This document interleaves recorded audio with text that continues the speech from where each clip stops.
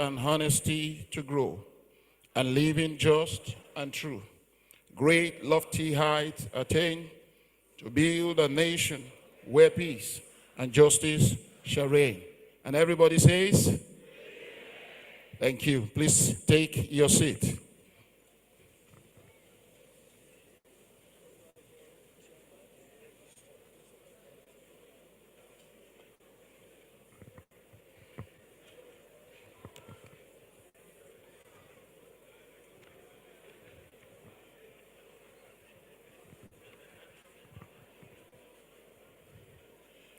We won't fail to acknowledge our regulatory body, the Estate Surveyors and Valuers Registration Board of Nigeria, NIESV, and we recognize the chairman, Ashiwaju, Estate Surveyor and Valuer, Dosu Fatokun.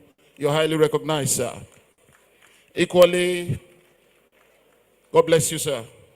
We recognize the board registrar, Estate Surveyor and Valuer, Dr. Shehu O. Janet. You're most welcome, ma. Thank you. Now, we are in Edo, and it is important that we hear from the Edo people. Concerning us, no other person is best positioned to speak to us about Edo than our branch chairman for the Edo State branch. Welcome with me to the microphone, Estate Surveyor and Valuer Austin Aigbekan, a fellow of our institution.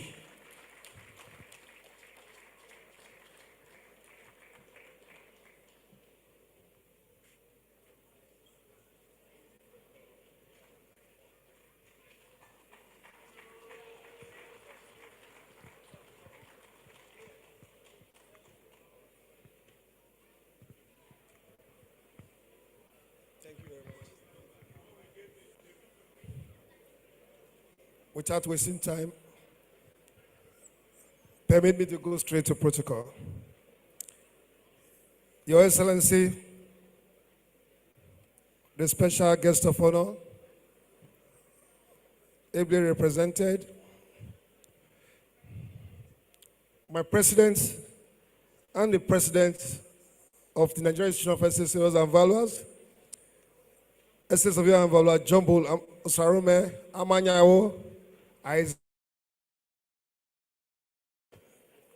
PNIVS, distinguished guest of honor, special guest, esteemed guest. Okay, permit me to stand on the already established protocols. It is my honor to welcome you on behalf of the Executive Committee, past chairman, elders and fellows, the entire members of Edo State branch of the Nigerian Institute of Estate Surveyors and Valuers, to the 54th annual conference, national conference of our noble institution, to your excellencies, distinguished guests of honor, special guests and esteemed guests, guest speakers in particular, I express our sincere gratitude to you all for creating time to honor our invitation in spite of your very busy schedules. Every year, members of the profession in Nigeria and in diaspora gather at the national conference to discuss pertinent and contemporary issues concerning the development of the profession and the nation's economy. As the biggest gathering of professionals and stakeholders in the real estate sector, the annual national conference offers a veritable platform for practitioners to propagate the ideas of real estate development, to prepare the development of the industry and the national economy, acquaint ourselves with the contemporary issues, and expand business networking horizon. In the past 53 years, we have been able to enrich the practice of real estate, as well as impacting the Nigerian state with sound ideas generated from the annual event. I'm particularly pleased and grateful to God that the Edo State branch has the privileged opportunity of hosting this year's edition of the most important program in the calendar of the institution. I'm highly excited that the conference offers another opportunity to consolidate on the gains of previous years and take the discussion further. The focus of 2024 conference is Nigeria's trillion-dollar GDP dream, harnessing the wealth of our land. This theme is timely and apt, given the precarious state of our nation's economy, and which requires concerted effort to salvage and redirect the paths of sustainable development. The country in the last decade has gone through a series of economic challenges and recession, with the GDP barely managing to keep pace with population growth, driving a steady decline in the per capita income as the country continues to be rated below the sub-Saharan Africa average on all major indices of health and well-being, including the World Bank Human Capital Indices. I'm particularly pleased that this conference would discern the imperatives for harnessing Nigeria's latent human capital wealth and identify critical factors for effective policies implementation for sustained economic growth and a secured future for Nigeria and Nigerians. Let me, however, add that inasmuch as it is imperative to sustain policies initiatives for harnessing the nation's wealth for economic recovery and prosperity, the push will not achieve desired outcome if real estate do not drive it. Globally, efforts to enhance planning, improvement, and development of any economy is anchored on real estate. With the quality of speakers, discussants, and participants, it is certain that this conference would come up with implementable conclusions that would stimulate appreciable deliverables to the economy, our industry, and businesses. We give assurances that the conclusions and resolutions of this conference would be delivered to relevant authorities for considerations and actions. I would like to appreciate our indefatigable President, Estate Surveyor and Valuer, John Bula Manyawo, PNIVS, the Council and Management, Corporate Affairs Committee, Conference Planning Committee, Local Organizing Committee, Executive Committee, and the entire members of Edo State Branch for all their effort towards making Edo 2024 a remarkable and memorable event. On that note, Excellencies, distinguished guests, noble colleagues, ladies and gentlemen, I welcome you once again to the 54th Annual Conference, National Conference, and wish us a fruitful deliberations and engagement. Thank you. God bless.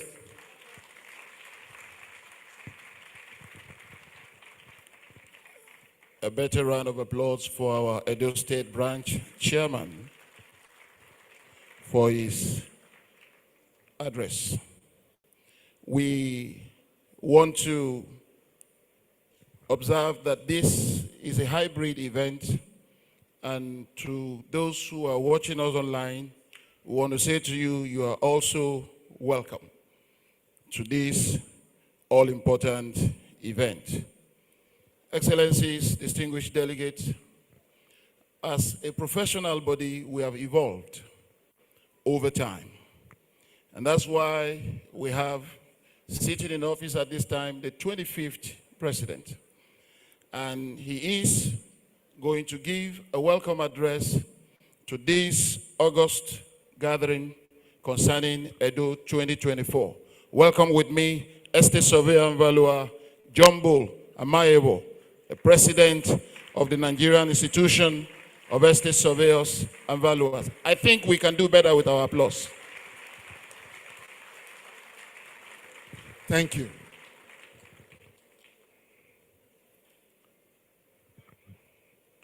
I am the happiest man on earth today.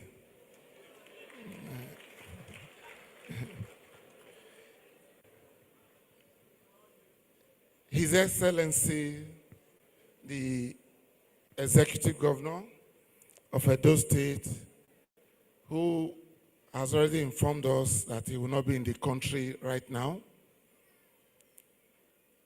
is our patron who has helped us a lot. Please, my first and second vice president, our special guests, all our past presidents, all our trustees, council members, fellows, associates, all other invited guests, let me stand on already established protocol. It is with great honor and pleasure that I welcome you on behalf of the Council, Nigerian Insurance of Estates Surveyors and Valuers, to this extraordinary gathering, our 54th Annual National Conference of the institution. Your presence here in large numbers has once again demonstrated our unflinching commitment to the promotion of good governance, stability, and socio-economic development of our beloved nation through the very critical and viable power of real estate. It may interest this august assembly to either be informed or reminded that the Nigerian Insurance of Estate Surveyors and Valuers, in its about 55 years ago, has, in line with its aims and objectives, successfully promoted the general interest of the profession, while maintaining and extending its usefulness for the public good by advising the government, its agencies and departments, statutory bodies, associations, institutions, and members of the public on all matters coming within the scope of the profession, whilst also initiating and supporting legislations relevant to the objects of the profession and good governance. As the #1 citizen and Commander-in-Chief of NIESV,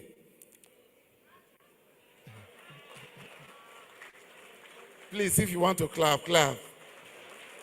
Till Saturday, I'm still the Commander-in-Chief of our profession, on whose behalf I am making this speech. I speak to you today burdened by the weight of the challenges confronting us as a nation. The complexities of the issues at hand necessitate a comprehensive and collaborative approach. The gravity of our responsibilities as leaders and critical stakeholders in these challenging times cannot be overstated, and it is through our concerted efforts that we can address these challenges in the spirit of shared vision and collective responsibilities. Accordingly, it is incumbent on us to engage in constructive dialogue, exercise prudent judgment, and work collectively towards finding ending solutions that will lead to delivery of dividends of democracy, good governance, and prosperity for Nigerians.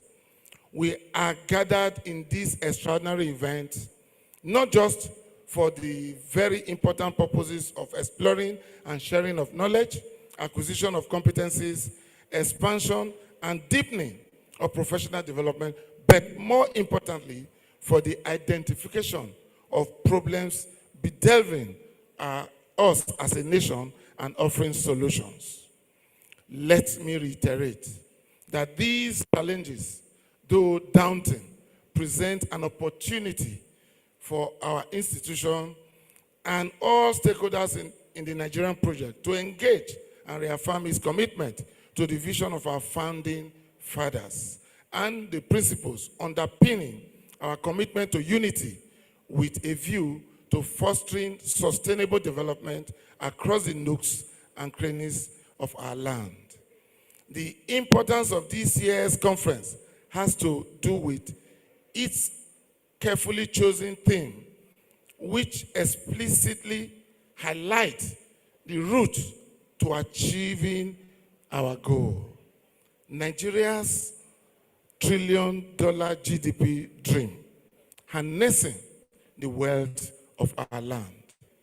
The overarching question we shall be discussing at this conference, therefore, is a fundamental one, which is how we can unlock and harness the power and potentials of real estate for GDP enhancement, wealth creation, and sustainable economic development of the nation, where, in the words of Jeremy Bentham, English philosopher, jurist, and social reformer, and founder of modern utilitarianism, greatest happiness shall be delivered to the greatest number of the people. Thank you so much. You will agree with me, therefore, that this theme is particularly relevant as the country's leadership rolls out policies to confront the challenges of hunger, unemployment, instability, poor and slow development, which weakens economic growth, deters investment, undermines human development, derails the country's progress, runs counter to the basic interests and needs of the society, poses a frightening threat to economic development and social stability. In other words, if we are sincerely and genuinely desirous of meaningful development, we must begin to take clear-cut and well-articulated policy direction that will be able to promote investment in the economy. Real estate sector in other climes contribute hugely to the GDP. We can make real estate the major driver of our economy and huge contributor to the nation's GDP. In other climes, when you have challenges in the economy, what the government do is to invest massively in the infrastructure, create jobs, stimulate economic activities that will ensure that people have means of livelihood. When they have means of livelihood, they will be able to pay tax, which is also used to refinance the economy, and you have multiplier effects, and individual businesses thrive on the back of that. Until we do this, we might be waiting for a fairly long, painful journey out of our economic challenges. Times like we currently face in our country, in our nation, demand that we take difficult but courageous decisions that put the plight of our people at the center of our deliberations. Government alone cannot succeed in this without cooperation and collaboration efforts of the private sector, state agencies, and critical stakeholders, including the professional organization, particularly the estate surveying and valuation profession, whose roles and services are germane and key to economic development. It is my great hope that discussions at this conference will answer this question and inform or influence decisions at the policy-making levels, whilst also creating greater synergy between governments, agencies of the state and stakeholders at different levels to effectively advance corruption, elimination, and ultimately sustainable economic development. I am bold by the spirit of collective resolve that defines our national aspirations. This extraordinary conference was convened at a critical juncture that demands our focus and attention on chronic socio-economic challenges.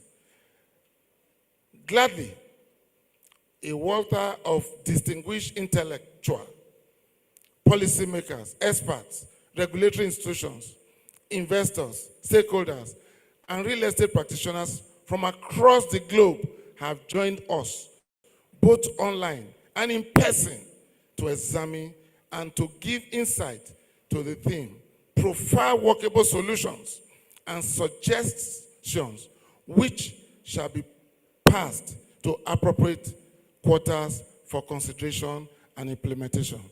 I want to, at this junction, digress a little to thank the executive, the CEO of IVSC, who is here personally from UK today with us. Thank you, Nick. I also want to thank him. He said I should call him Paul, for coming all the way from South Korea. We really appreciate you. We'll give you enough time to tell us about your country and what you intend to do for us. He has informed me that he's donating an app to the institution.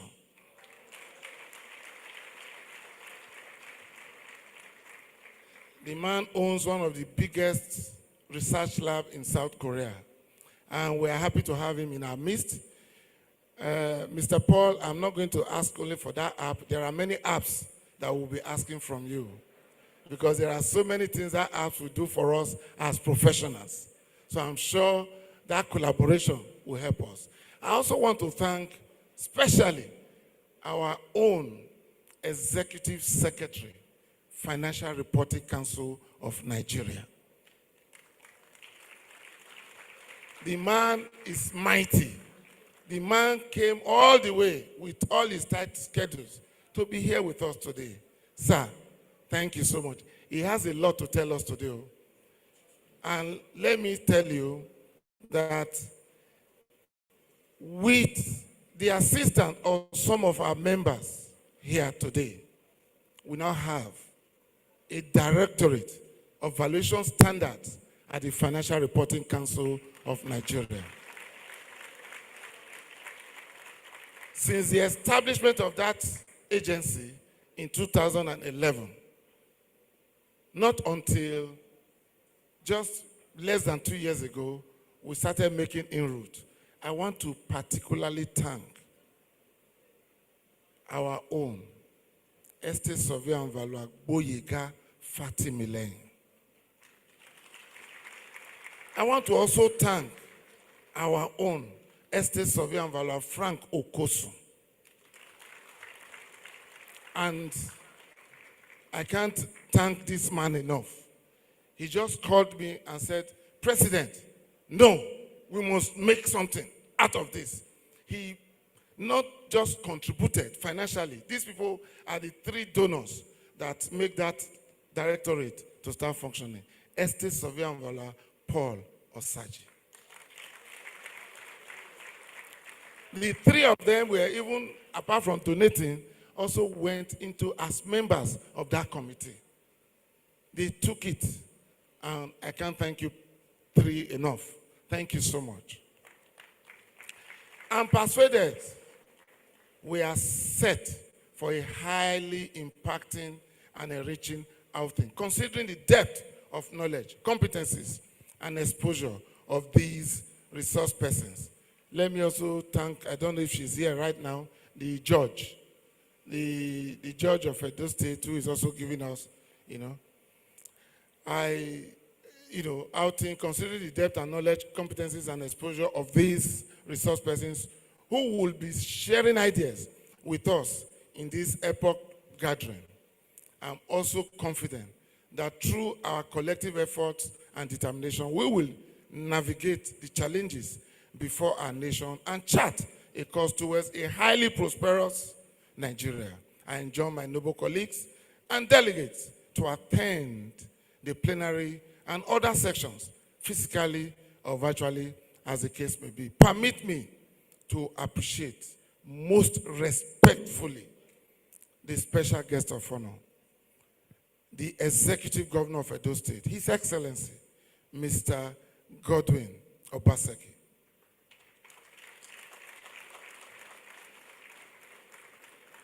The man did not only contributed hugely to our conference, I'm sure you people are aware that he also contributed hugely to our building in Abuja.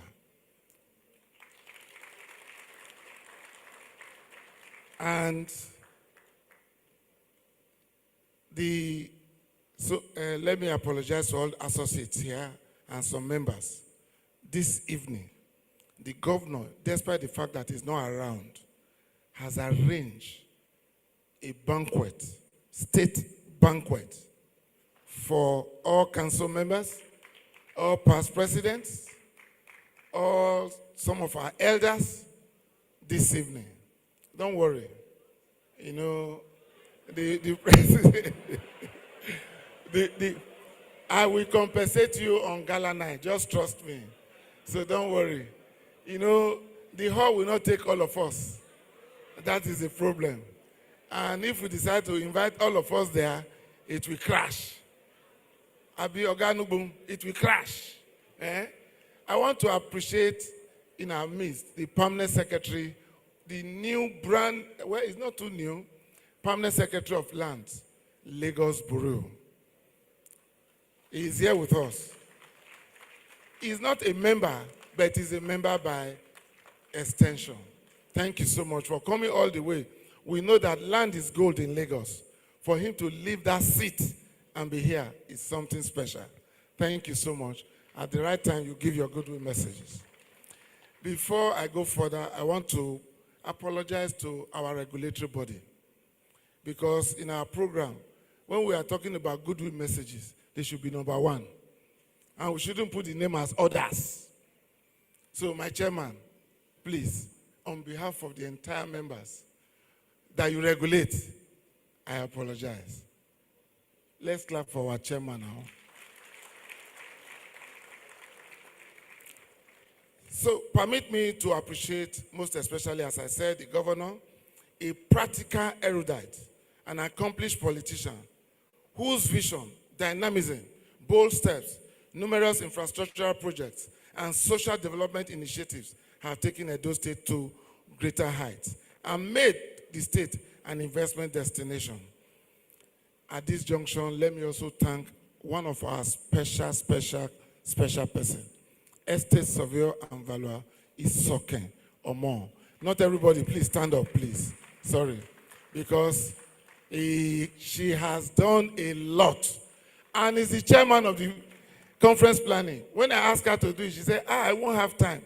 But all the details behind, she did everything. Thank you so much, ma. We appreciate you. And let me also tell this gathering here, I told the deputy governor when I met him, you know, I'm a student now. I'm doing my senior executive course at Kuru. Edo State is usually used as a case study. Most of our resource persons, honestly, especially when it comes to issue of governance in Edo State is paperless. They don't carry file from office to office anymore in Edo State.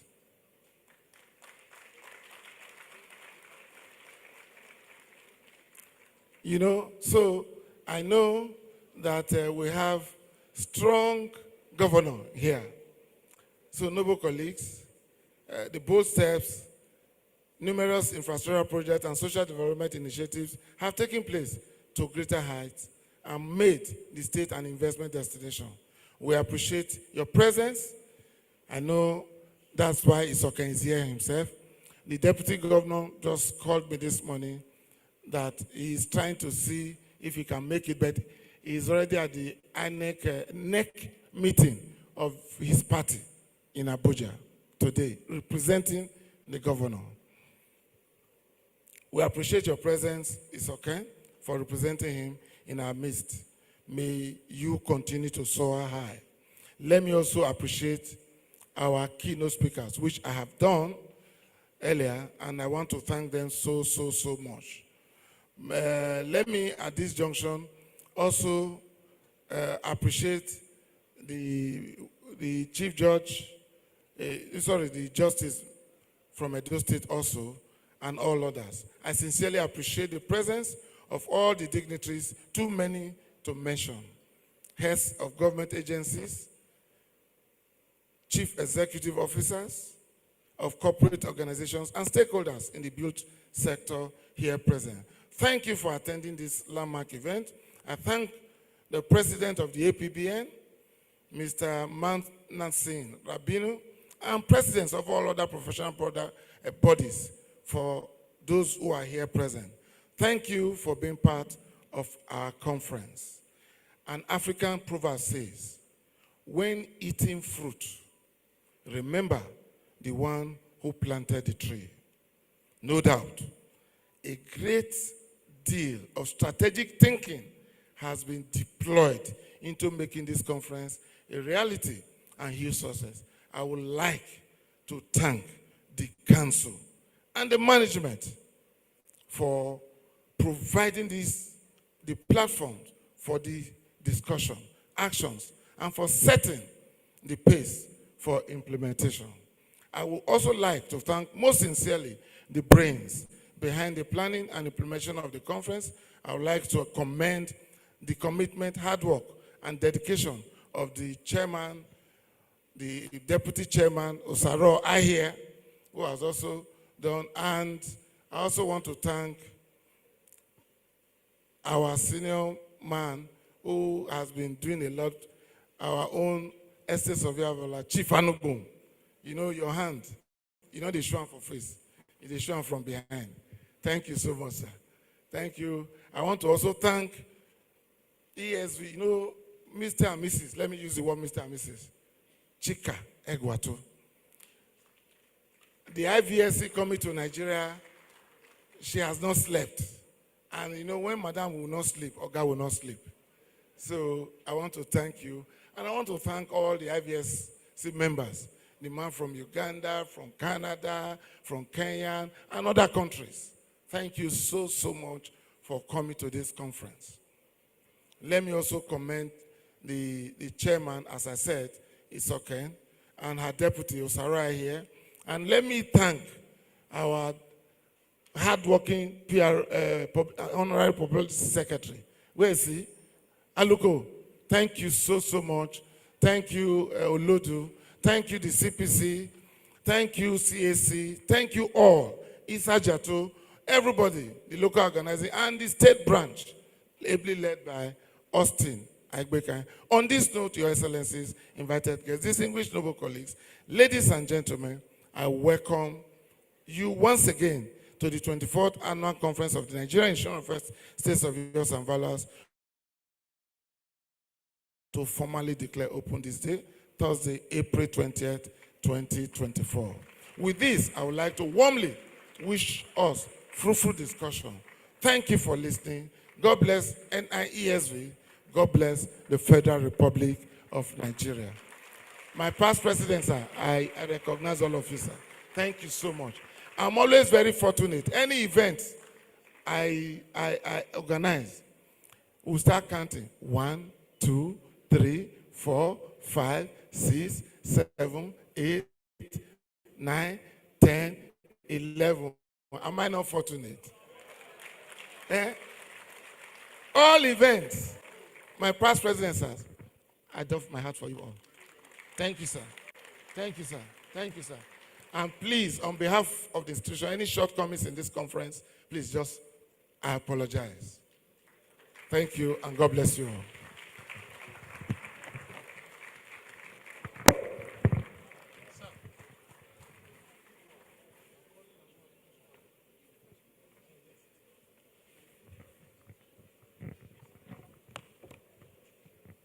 You know, every journey towards perfection begins with the rudimentary.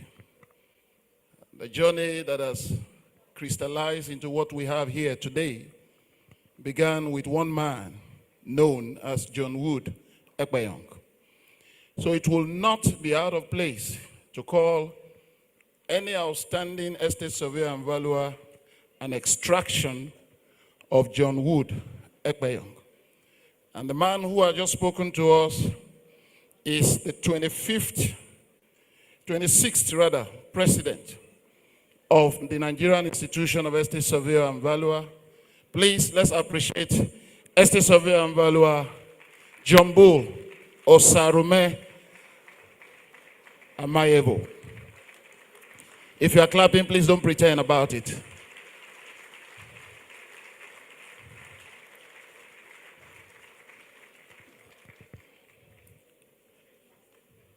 Just coming in is first Vice President, Estate Surveyor and Valuer, Victor Alonge. You are welcome, sir. Now we go.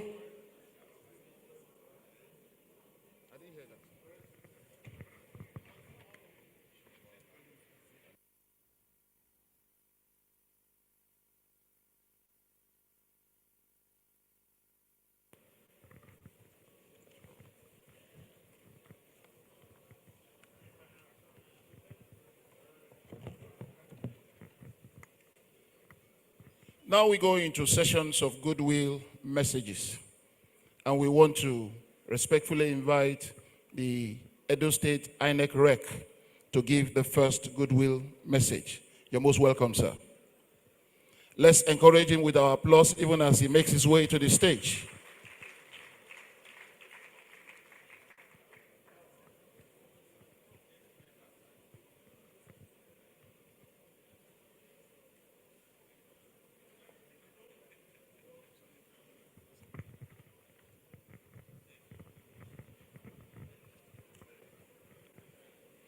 The President,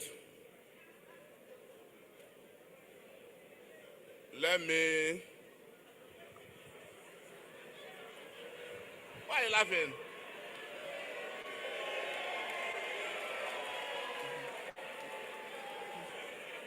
The President, let me adopt the existing protocol, believing that the foundation is solid. My goodwill message is coming from the INEC as the commissioner in charge of Edo State.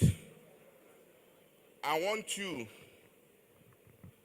to look at you participating in an election. Our mission and vision is to conduct election that is free and fair. Conduct an election that is free from pity at all levels. And I've always told people that election itself is a process. The process started late part of last year. We have monitored the primaries. We have done everything. By 24th of this month, the campaigns will start. The topic for this year is very apt, but you cannot achieve that without having a good electoral process, because it is what you give that is what you get. Some of you are shy of participating in an election. I don't vote, I don't do that. Yet you'll be the first person to complain. Now let me look at the topic. I want to charge the institution that, especially as it affects legal mortgages, please, in your valuation, don't value what you cannot sell, especially in legal mortgages, because that thing has been affecting secured credit transaction in Nigeria. You value a property, if they ask you, oh yeah, sell this property, you cannot sell it. I hope I'm speaking the mind of majority of people here. And that is the problem we have. It is affecting the secure credit transaction in Nigeria. What is land itself? Land is life. And whenever you are talking about, you always talk real estate. Real estate. And our institution is estate, not real or private or personal. Estate is the totality of interest a man has. It's what is estate. But we're always focusing real estate, real estate, real estate. Although the importance of real estate cannot be overemphasized because land itself is a deity. Land is a deity. And that is why in most communities, the moment you offend land, you get the judgment. I'm not the lead speaker, but I want to say that I am so happy, I'm so encouraged with the turnout. I cannot forget my early beginning. This is the profession that brought me up. And I'm so happy. Anything you think I can do, the only thing I cannot do is to support you to rig an election. Thank you, and God bless you. Let's give him a round of applause.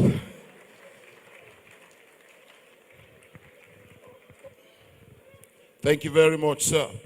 We will continue with the goodwill messages, but to take charge of the next session of anchoring, I want to invite another John Wood extraction, Estate Surveyor and Valuer, Gary Ipuchu, to take it over from here. Let's appreciate him as he comes up stage.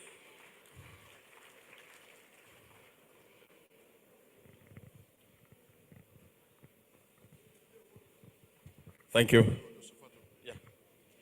All right, Your Excellencies, distinguished noble colleagues, I want to welcome each and every one of us to this auspicious event. And without further delays, we'll go straight to the next on the agenda. Permit me to just quickly do a few recognitions. May I recognize the presence of Mr. Owodeyi Olusegun, the Director Admin and Human Resources, Lagos State Lands Bureau. May I also recognize the Director, Department of State Services, Edo State, Mrs. E. Ernest, ably represented by Charles Oke, PSO Economic Intelligence. Noble colleagues, at this point in time, I'd like to invite to the podium the NIESV chair to come give his goodwill message. Please, if your hands are not busy, put them together for Estate Surveyor and Valuer as Siwaju Dosun Fatoko.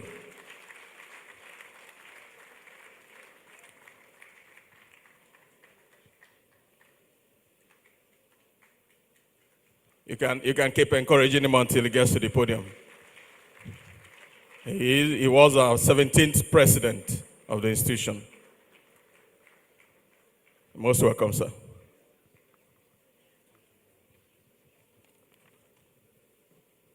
My president, management committee of the institution, the National Council, our past president,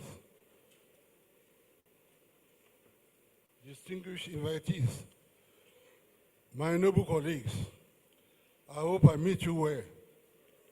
I can't hear you. Thank you very much. The president has said it all. The NIESV is the eye of the government on our profession, and his goodwill at any time should not be trivialized. So, when I go through this goodwill message, please, we will require your reactions. First of all, before I go through my written message, I've got some interesting proposals that more value should be added to the membership of this profession. Allusion was made to the law profession, where you have the body of benchers creating senior advocate of Nigeria. Coming to our profession, the highest grade you can reach in the institution is the fellowship. Of course, the board on its own is enjoined to look at it and see what you can do. For example, suggestion has been made because a number of us have been full of innovations, initiatives, and we believe that they should be recognized. Names have been suggested, like Provident Valuer of Nigeria, PVN, Senior Estate Surveyor and Valuer of Nigeria. But these issues will be discussed at the board, criteria will be laid down, the institution will be carried along, and we will all jointly reach a decision by the grace of God. All Thank you very much. A good wee message by NIESV Doshufato Kun to the 54th annual conference of the conference in Benin. I congratulate our institution on the occasion of its 54th annual conference, formally opening today in the ancient and history-laden city of Benin City. And when we talk of Benin, Benin is the city of, I'm sure you remember what happened in 1897. The city of Oburamed Ogbaisi, the city of Akensua, the city of Iku Akwalokolo, Baba Atokpeye. How time flies. According to the nostalgic history of the institution, two groups of our respected founding fathers and seniors, the Ibadan group, the Lagos group, came together in 1970 to formally inaugurate the Nigerian Institution of Estate Surveyors and Valuers. We give glory to God that the professional association, with small beginning, has grown and still growing in leaps and bounds, but not without challenges. We still have challenges of quackery. I'm sure you are aware of the recent judgment that lawyers who are not estate surveyors, letting properties, selling properties are quacks, because they are only limited to prepare legal documents for properties. So when you talk of quacks, don't think of the ordinary street estate agents that are quacks. Retired PAMSEC that resorts to estate agency. With apology to our lawyer from Lagos State. I won't say you are crack, so.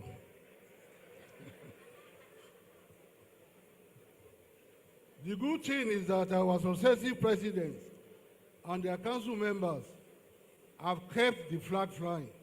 I'm particularly indebted, because this is my first appearance in this position. I must acknowledge the effort of our president, John Bull Amayewu, and his National Council for making my ascension to the chairmanship of Hezabon rancor-free. I am equally grateful to the immediate past chairman of the board, High Chief Gershom Henshaw, MFR. And mentioning MFR, you know, it's a word of 3 letters. I don't want our letter to be nostalgic of that adjective or whatever you call it. So I'm conferring on myself. If I cannot be MFR, I think I can be KJW, and I believe my senior, Senator Mojeluke. So there are 3 letters. So the design on the letterheaded paper will not miss that MFR. So it will be replaced by KJW by the grace of God. You want to clap?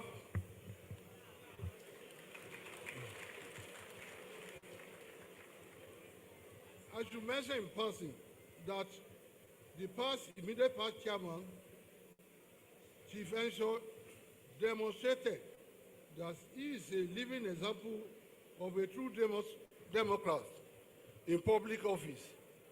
and will not engage in any abracadabra to elongate his tenure of office.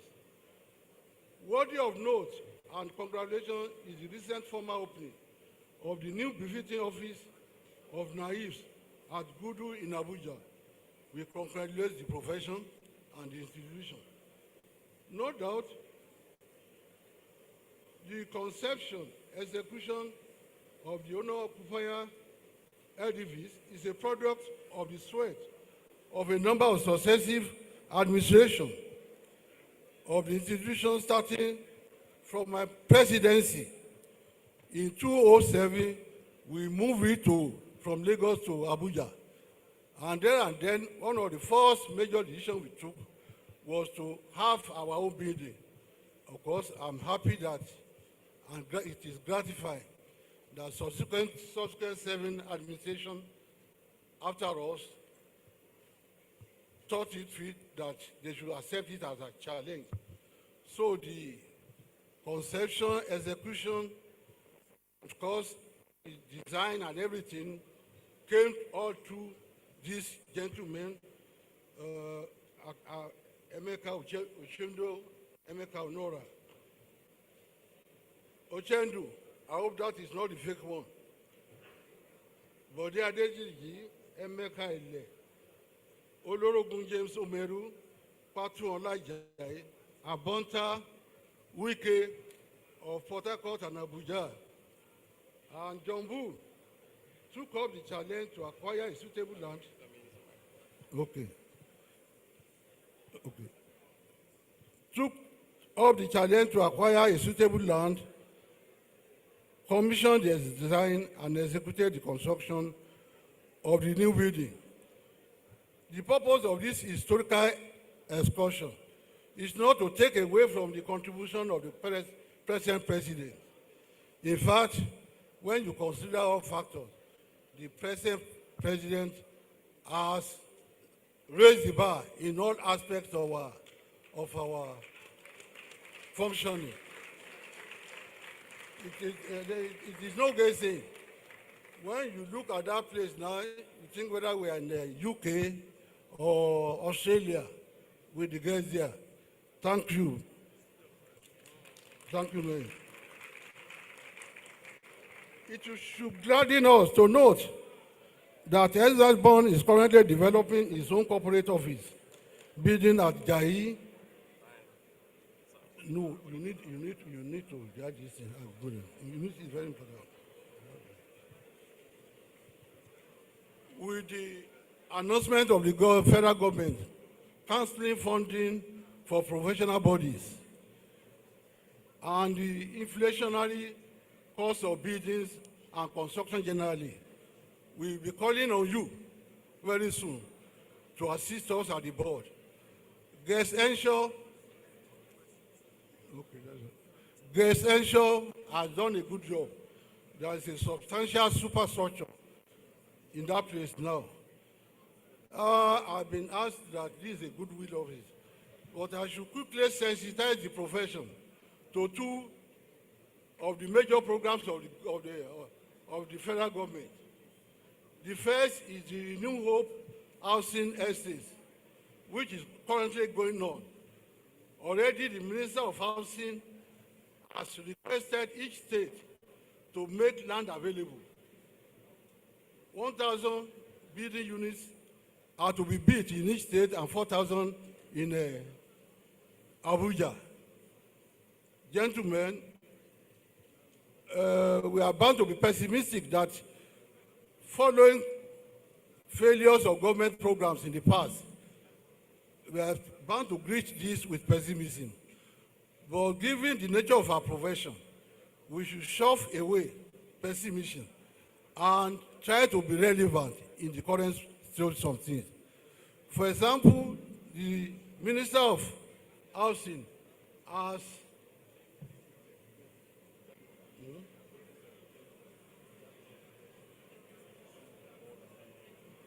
okay. Thank you very much. Mr. President, thank you for bailing me out. And another program is the recapitalization of the funding of the banks. So these issues will be sent to you through email. Thank you very much. And just to say that we are partners in progress with the NIV, and whatever you want us to do, we are available. Thank you for coming. Thank you very much.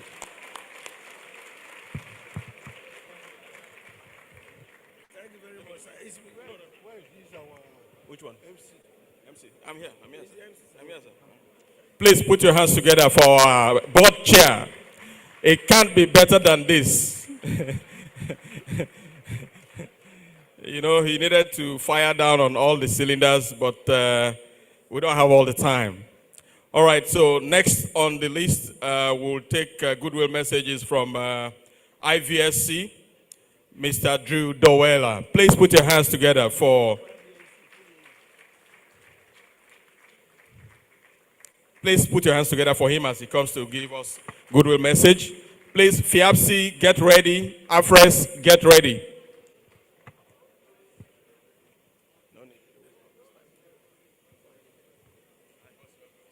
Thank you. Hi, good morning, everyone. My name is Drew Dorweiler. I'm from Montreal, Canada, and I am the chair of the Membership Standards and Recognition Council of the IVSC. And I would like to extend my personal and our MSRC's sincere gratitude to the NIESV for their warm invitation to this conference. I'm extremely impressed just looking around, seeing the people I've met thus far, the dignitaries that have spoken. I mean, what an experience. And I'd also, in particular, I'd like to thank the NIESV for your loyal membership in the IVSC. You've been members, as many of you know, you've been a member since 2001, 23 years, and adopted IVS, International Valuation Standards, in 2019. So again, you're a key part of what makes IVSC run.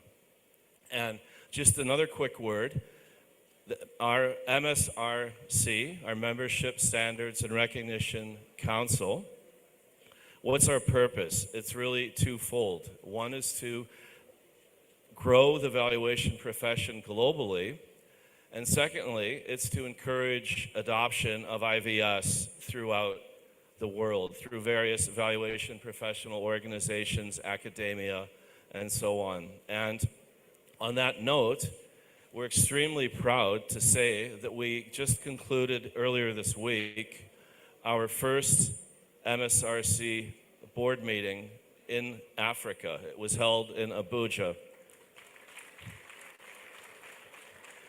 And again, I'll conclude my comments by saying, again, I'm fortunate enough to have traveled the world, but the people I've met in Nigeria, among the warmest anywhere. So thank you. Thank you so much. Put your hands together for Mr. Dwella. All right, so we'll go to the next goodwill message, and that's going to be taken by Mr. Olorunshago Karma Owodiran, who is the Permanent Secretary, Lands Bureau, Lagos. Please put your hands together for him. And I've been told that all the goodwill messages will just take minimum 2 minutes. 2 minutes. Maximum, sorry. Thank you, sir. Don't worry, I won't take more than 2 minutes.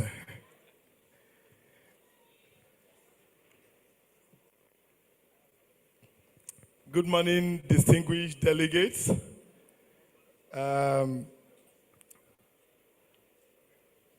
Let me also stand on the established protocol, but even at that, I must not fail to recognize just some special people here, particularly the President and Chairman of Council, for giving me this opportunity. I never thought I'm going to have a goodwill. I only came to support the Lagos State branch because I was invited here by my friend and brother, the chairman of Lagos State branch, NIESV Benga Oladipupo. Thank you for the invitation. Also, just permit me to just recognize two people here. When I came in, I saw my brother and my oga. I didn't know he was sitting down. Dr. Rabiu Onolapo Olowo, the former immediate past commissioner for finance, Lagos State. I want to assure you that you're going to have a good time with him. In Lagos, we are still benefiting from the progress he made when he was the Commissioner Minister of Finance. Thank you, my brother. Also, I must not fail to recognize my colleague and past president, NIESV Linda Patola Ajayi. God bless you. He's a former permanent secretary in Lagos State and is one of your champions here.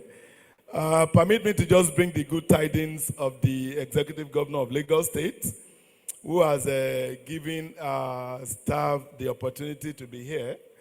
And I want to assure you that looking at the theme of this event, this particular gathering, I know we are in for a good time. It's unfortunate that I have to leave immediately after now because I've got other assignments being given to me. But what is important is the fact that in Lagos, we've been able to support the Institution of Estate Survey and Valuers, and particularly, we've also been able to create a real estate agency to regulate that particular the scheme in Lagos State. We now have a real estate ministry under the Ministry of a unit under the Ministry of Housing who caters for that. And that has really brought sanity to the system.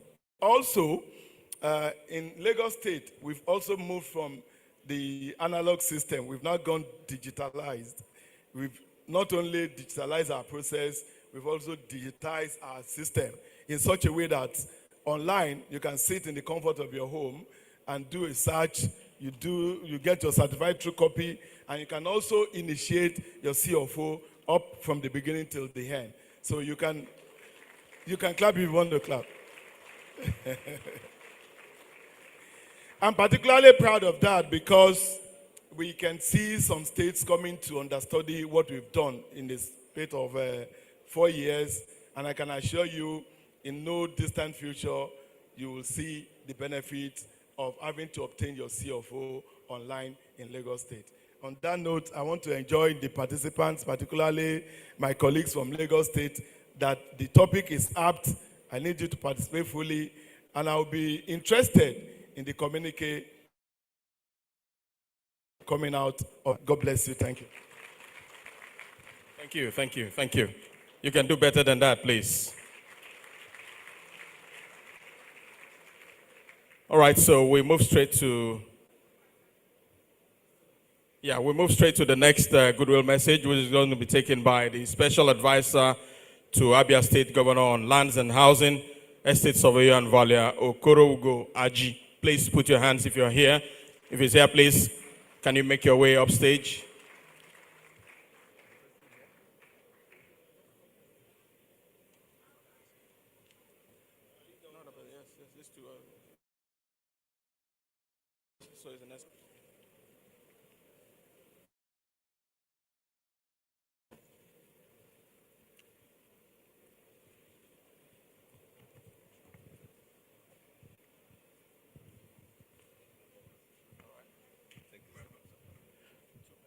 Okay.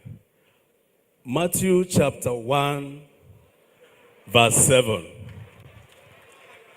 The Bible said, and Solomon begat Rehoboam, and Rehoboam begat Abia. King James Version. It's my pleasure this morning, Mr. President, sir, and my very most distinguished senior colleagues and noble colleagues. Thank you so much for this opportunity. I just want to let us know that God is back in Abia State. I don't have much time And it will please you also to note that right now in Nigeria, the state I can say that has very high recognition for estate surveyors and valuers is Abia State. As we speak, the government of Abia is embarking on a project that has and valuers in the state more than any other time in the 24 years of the democratic history of Abia State. It doesn't end there because right now Abia State is going into what we call the Abia Industrial Innovation Project, park that has to do with industries, petrochemical industries, mini seaport. It has to do with fertilizer company, car assembly plant, all within a space of close to 2,000 hectares. And valuers in Abia State that have taken care of this. Please, can you clap for Abia State, please? Time may not permit me, but I need to say a very big thank you to our Governor, His Excellency, Dr. Alex Oti, for giving the estate surveyors and valuers in Abia State the very first opportunity of having the largest number of estate surveyors attend the conference for the first time. So thank you very much. I bring you greetings, and I know that within the next few years, in 2026, you are coming to Abia State to see the wonders of the new emerging Abia State. God bless you all. Thank you so much, sir. Let's give it up for Abia State. Thank you. Thank you so much. All right. Okay, so I don't know if FIAPC is ready to give their goodwill message. Afres?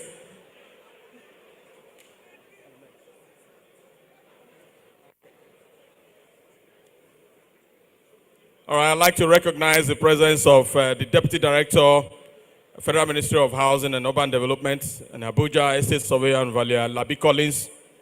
You are highly recognized.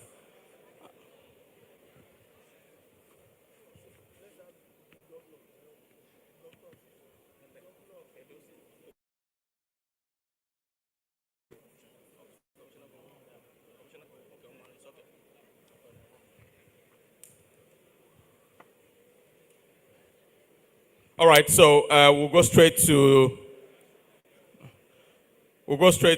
the goodwill message from the Executive Governor of Edo State, which I'm told is going to be ably represented by our own colleague, Omo Isoken. Please put your hands together for her as she comes to give that.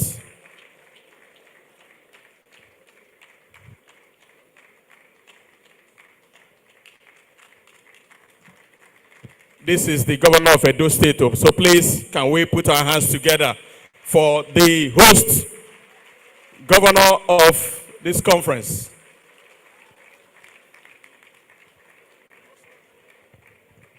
Thank you very much. Good afternoon. First of all, let me say that I'm very honored to be standing here. It's not easy to stand in the shoes of my governor, and as a woman, it's more of a privilege because we're still waiting for us in Nigeria to get a female governor. So since I'm able to do that today, I want to enjoy the privilege.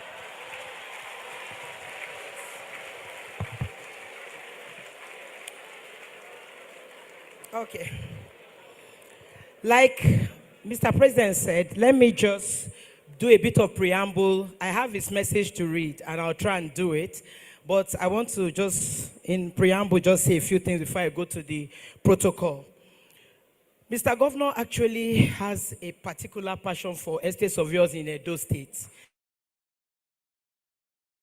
No, when the Abia man was talking about God coming back to Abia, I said, God has been in Edo for a long time.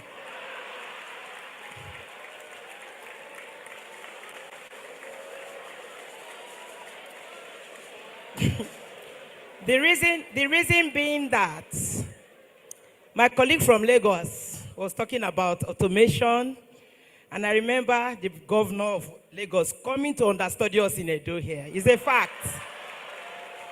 Yes. These are facts. They are facts. Then he talked about his governor giving surveyors work. In Edo, it has been on record. The chairman and Edo surveyors can confirm that whenever there is anything to be done, whether it's as far as valuation and estate surveying practice is concerned, the branch has a right of first refusal. Yes or no? And they do it, they give it to the institution as a whole and allow them so that way all surveyors in Edo get a share of the. So, but anyway, that's not why I'm here today. My governor at the moment is heading the Nigerian Pavilion at the Biennial Art Exhibition in Venice. It was because of the work we're doing also in culture and tourism that he was selected to lead the team. So that's why he's unavoidably absent. So please permit me to stand on already established protocol and to thank our President and Head of Council for this opportunity to actually be here. I'm an estate surveyor. And currently I'm the Commissioner for Fiscal Planning, Housing, Urban and Regional Development. So I would read the message and take it from there. Ladies and gentlemen, esteemed members of the Nigerian Institution of Estate Surveyors and Valuers, distinguished guests and fellow stakeholders, it is with great pleasure and a sense of privilege that I stand before you today representing His Excellency, the Governor, Mr. Godwin Nogegase Obaseki, at this 2024 annual conference of this institution. This year's conference theme, Nigeria's $1 trillion GDP dream, harnessing the wealth of our land, is poignant at this time in our nation as we seek to unlock economic potential that has been dormant as a result of our over-reliance on petroleum. As we gather here to discuss the current state of our profession, we must remain mindful of the crucial role that estate surveyors play in the economic and social fabric of our country. Beyond property valuation and management, we straddle the intricate balance between economic progress, social responsibility, and environmental stewardship.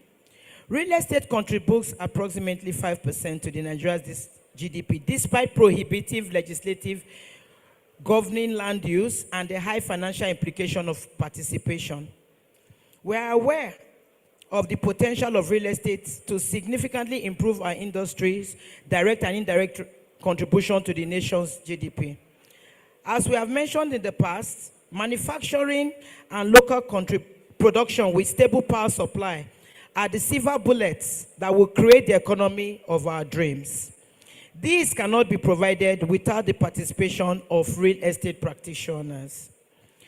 Edo State today hosts a surging real estate sector as a result of rapid urbanization aided by deliberate infrastructural development designed to spur economic activity in the state.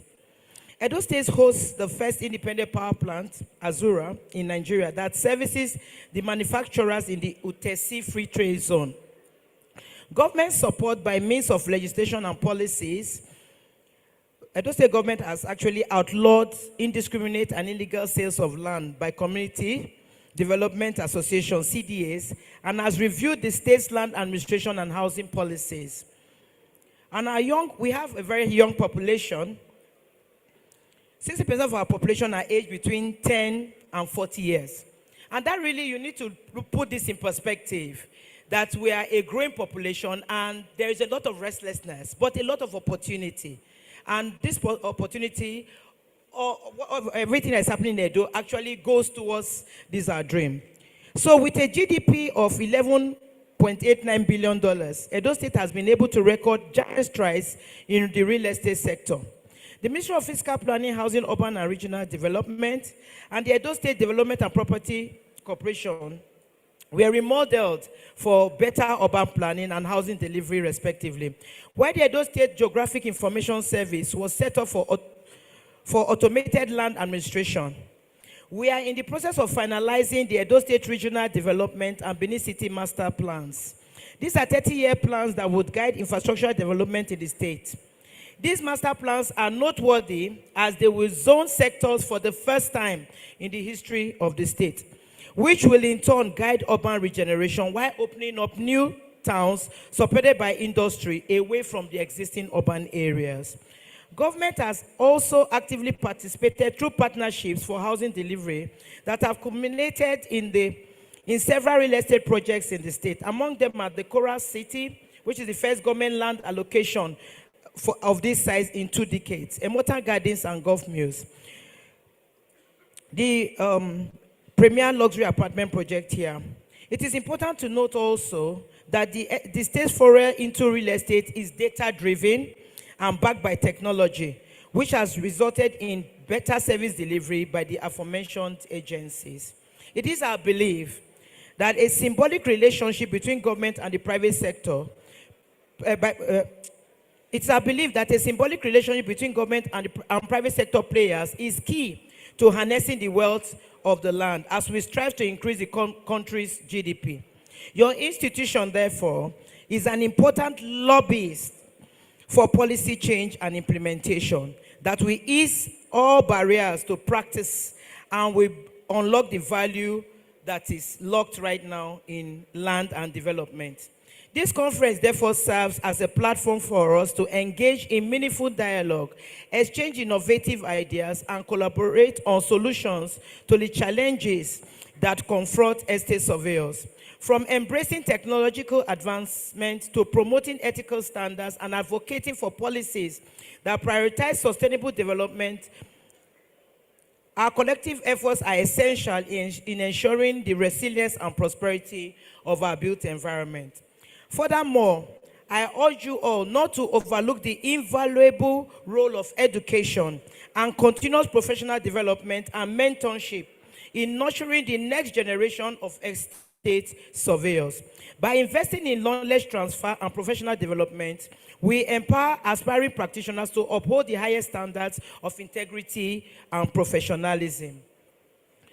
As we embark on this journey of knowledge sharing and collaboration over these coming days, I urge each of you to approach the discussions with an open mind, a spirit of camaraderie, and a commitment to excellence.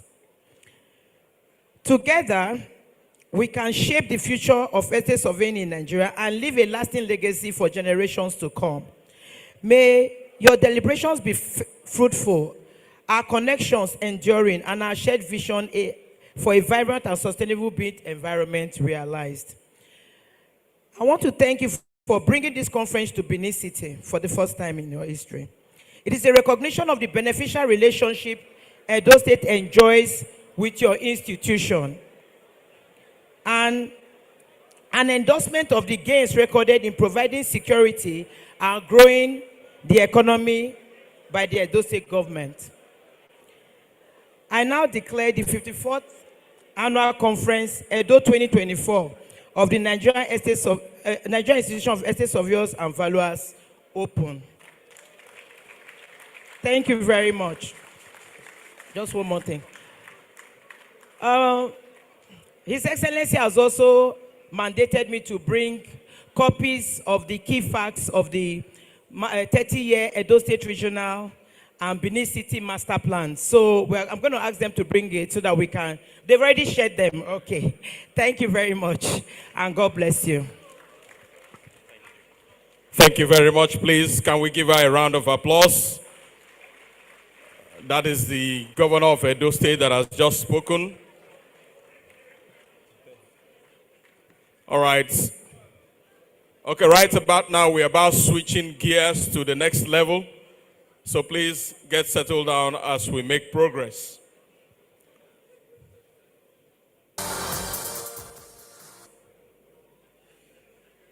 Okay, while she was making her presentation.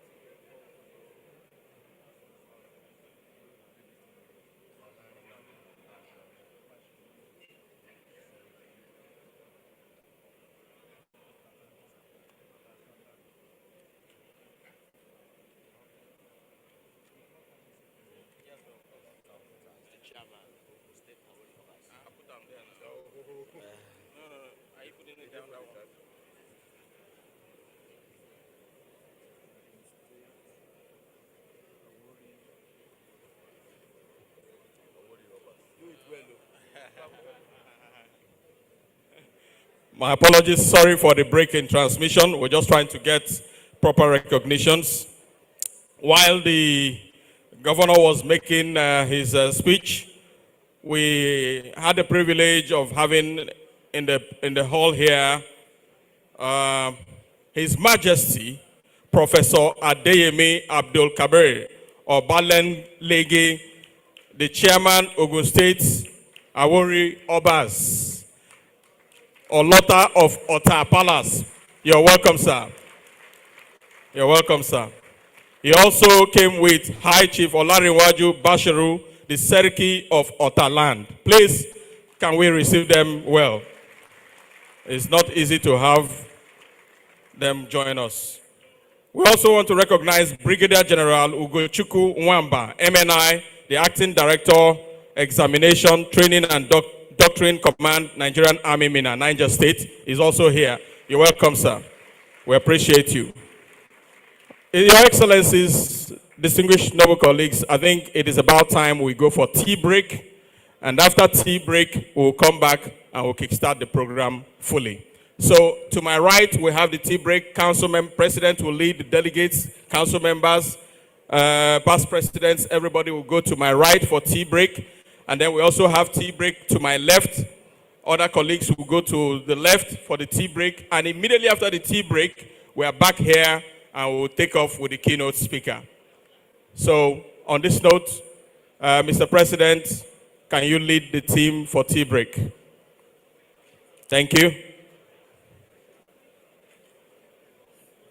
So far, so good. Are we having a great time? Are we having a great time? All right.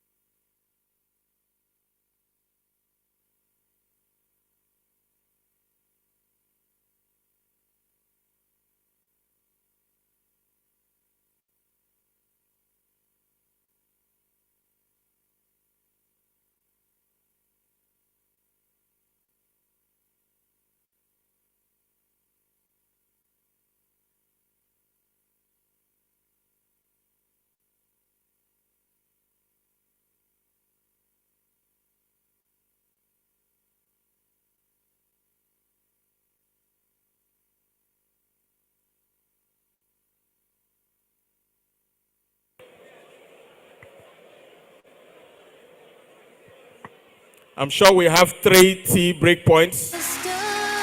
There's one to the left, one to the right, And then I can see one other T point at the back here. Please, let's just maintain a single file and then I'm sure it will go round. Okay? For the students, I think we have T point upstairs. Okay. All right.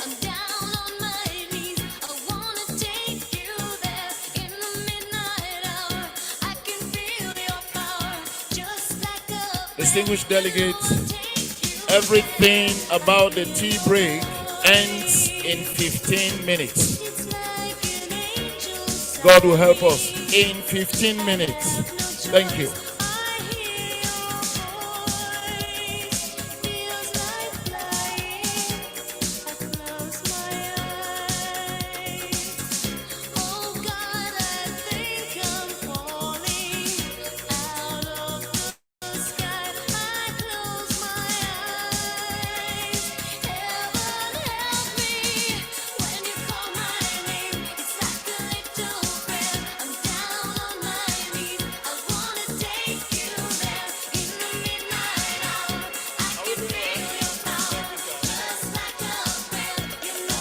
All right, the students, I'm told you have a point upstairs there.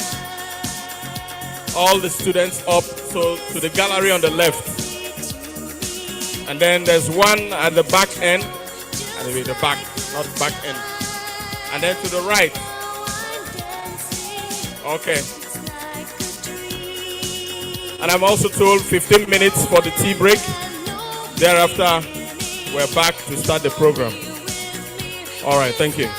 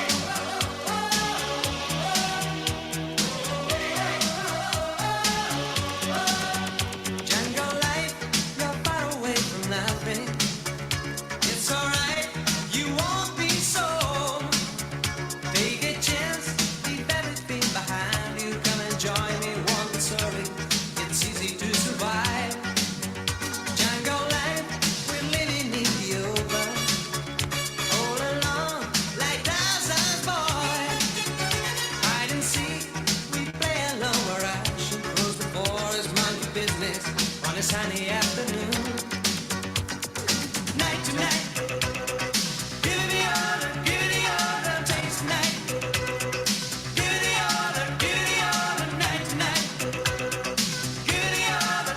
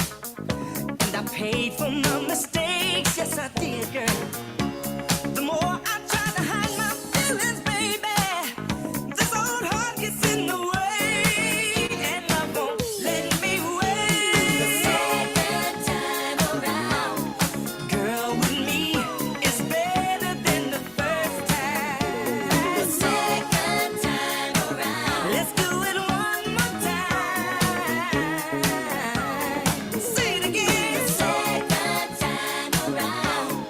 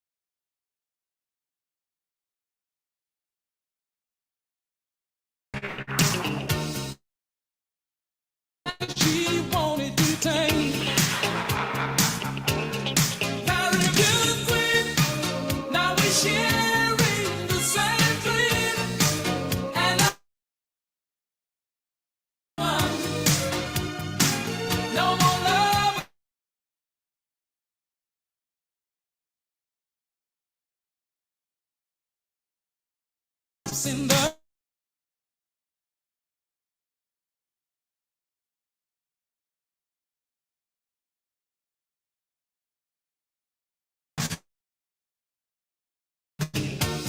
electric.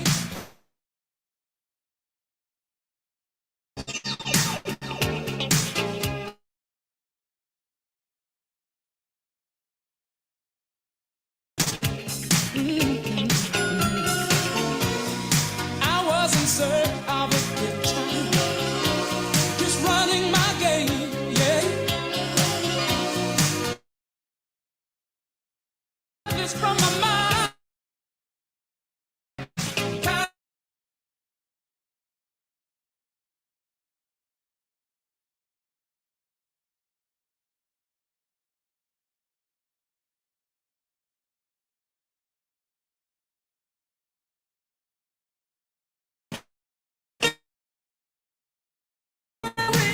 The same dream.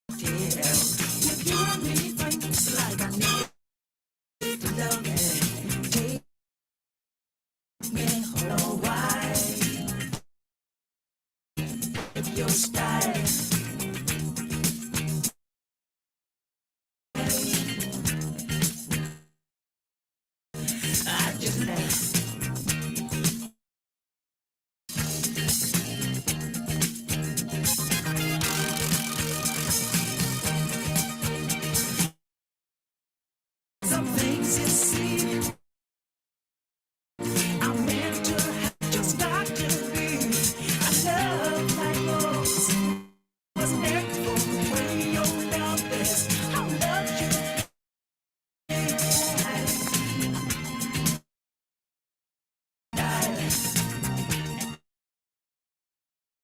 Why? I just love your style.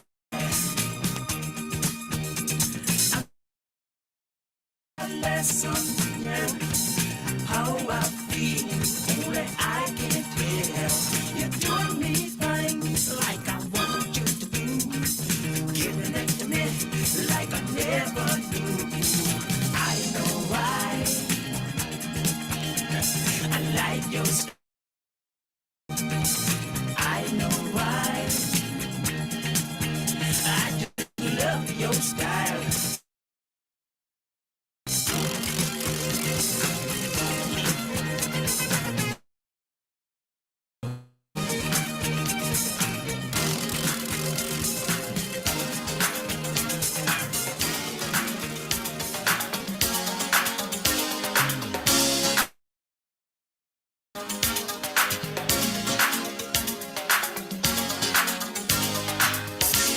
Love me, love me.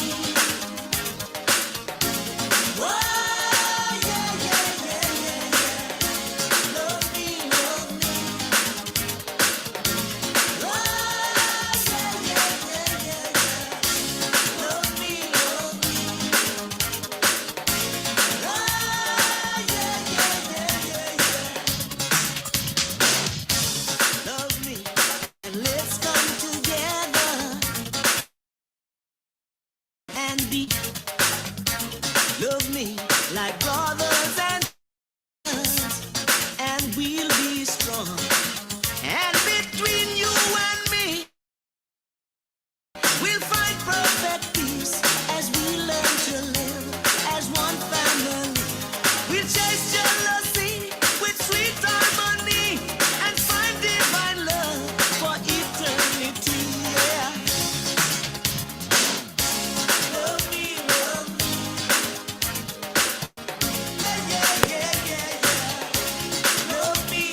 Distinguished delegates, 5 minutes to wrap this up. 5 minutes.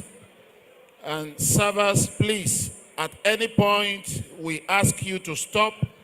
It does not matter who remains on the line. Please stop serving. 5 minutes. Thank you.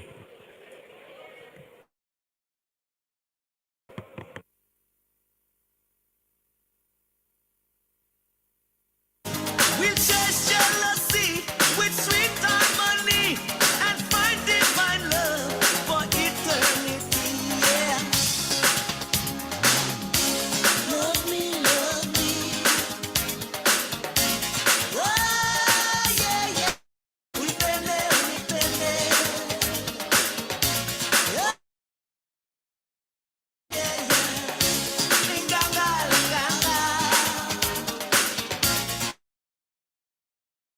Yeah, yeah, yeah. Love me, 'cause I love you now. Oh,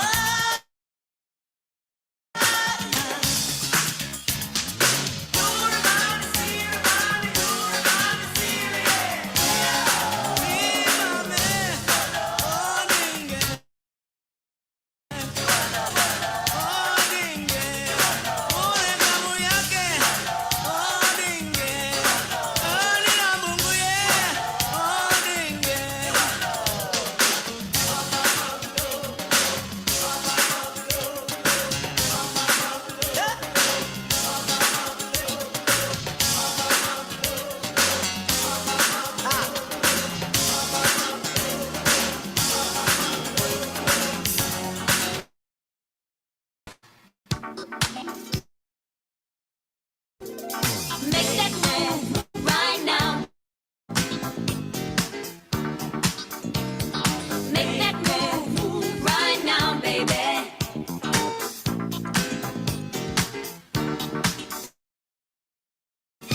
So many times by holding back, I let the good things pass. And then one day I ask myself the reason why. And like an answer, and show me one thing for sure. With love, nothing is certain. You got to come when you feel it. Everybody needs somebody to love. And so let's make that bed. You only go around once in a lifetime. Distinguished delegates,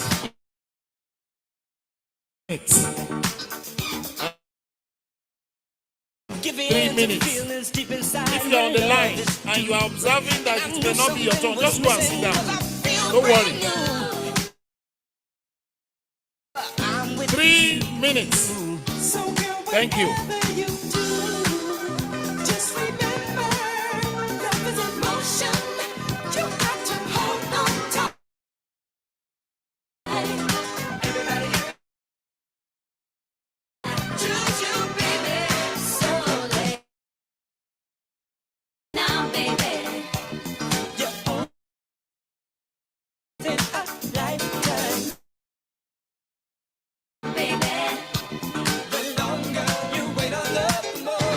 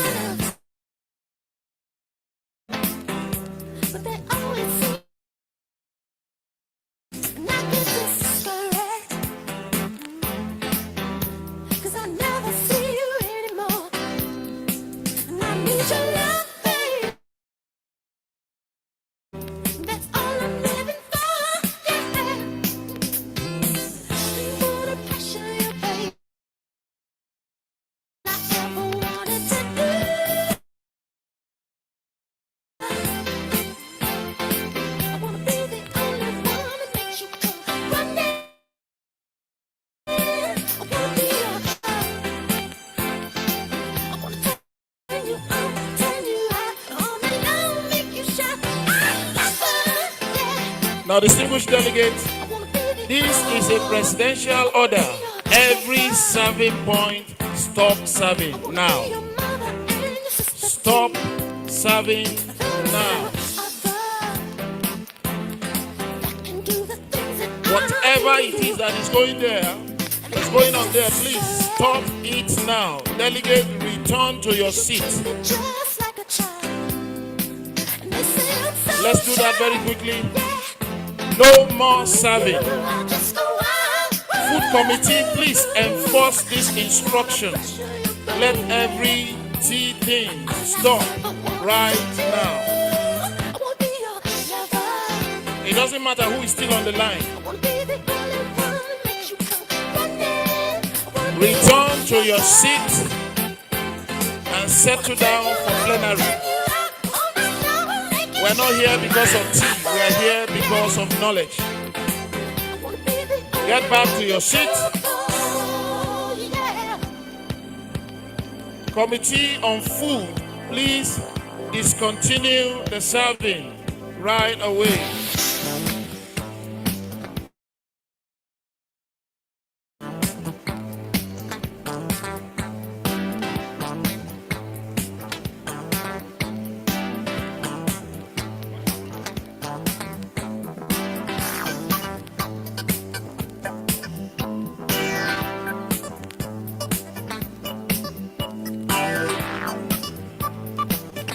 It is important that we recognize that this is a privilege, it is not a right. Please return to your seat and let's get started.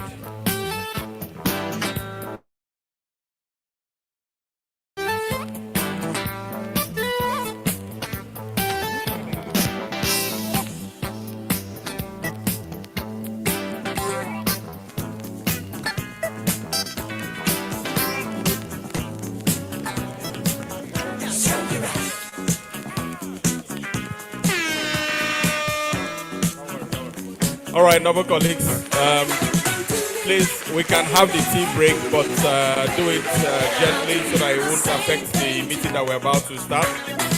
All right? Apologies for...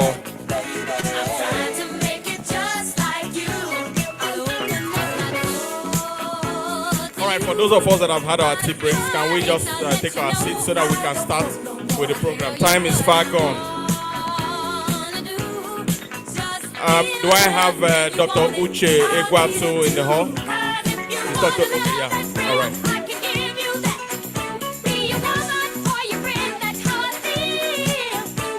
All right, DJ, please kill it. DJ, please kill it. DJ, please, can you kill the volume? All right, noble colleagues, we're about to kickstart the second session of this program, and we're going to do two things at the same time. While those of us that are still having our tea break is going on, we're going to proceed with the program so that we don't waste too much time. Noble colleagues, I want to make welcome to the podium our keynote speaker for today's event. He's the Chief Executive of International Valuation Standards Council, IVSC. Come again.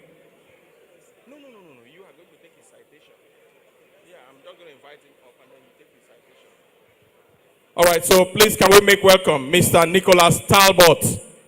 Put your hands together. And to take his citation, Dr. Uche Egwatu will take the citation of Mr. Talbot. Please, it's going to be...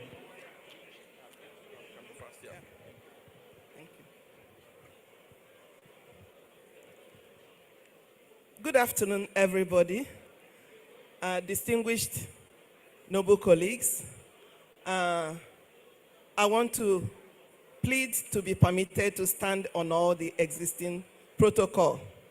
And before then, I want to thank you because I consider it a privilege to be allowed to stand here before you to read the citation of the keynote speaker for this year's annual conference of the Nigerian Institution of Estate Surveyors and Valuers.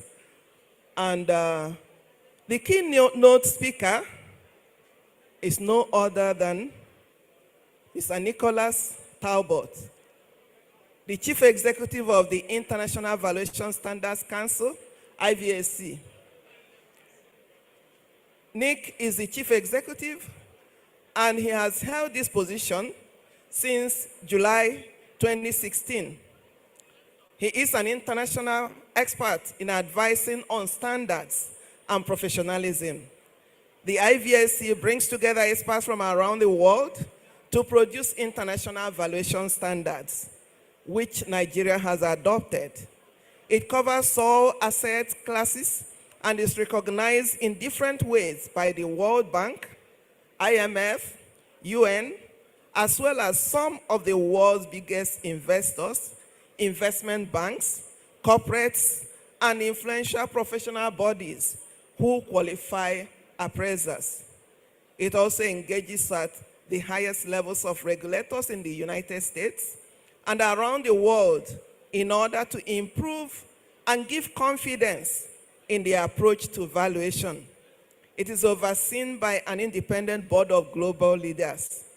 Before working at IVSC, Nick was a global director at the Royal Institution of Chartered Surveyors and has held various non-executive roles, having previously worked for much of his career in a variety of international roles at Ernst & Young and KPMG.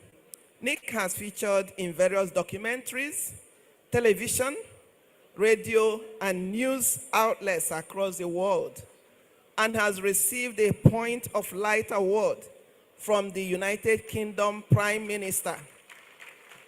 On that note, I want to welcome Nick to take the podium. Thank you, sir. Thank you, Dr. Uche.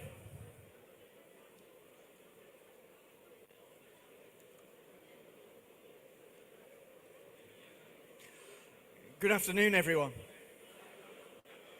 I hope you don't mind if I walk. My doctor tells me I need to walk 10,000 steps a day, so I'm aiming to get at least 9,500 done by the end of this speech. I'd like to thank Mr. John Bull for his kind hospitality. We've had the pleasure of having our international meetings here in Nigeria for the first time this week, and the warm welcome from NIESV, as well as our members in terms of the leadership of the Financial Reporting Council and the chair of ESVABON, has been amazing. I learned something new last night. I learned that surveyors in Nigeria really like to party. More than anywhere else in the world, I think. We have an expression in England. I'm not from around here. The expression is that if I had known I was going to be so thirsty when I woke up this morning, I would have had some more beer to drink last night. I understand, and it's remarkable really, I've been told about the $1 trillion dream that Nigeria has. And I'm sure you guys are going to make it. And the speech that I give to you today, there are some slides that will come up at some point, is really centered around that. And the key role that I think that surveyors and valuers have in helping Nigeria achieve that dream. But I also read earlier this week a report by an independent bank, I think it was Goldman Sachs, and it predicted that later this century, Nigeria will grow to become the 6th biggest economy in the world.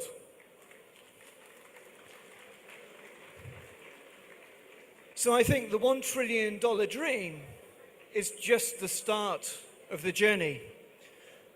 Next slide, please. So when I think about standards, I often think about football.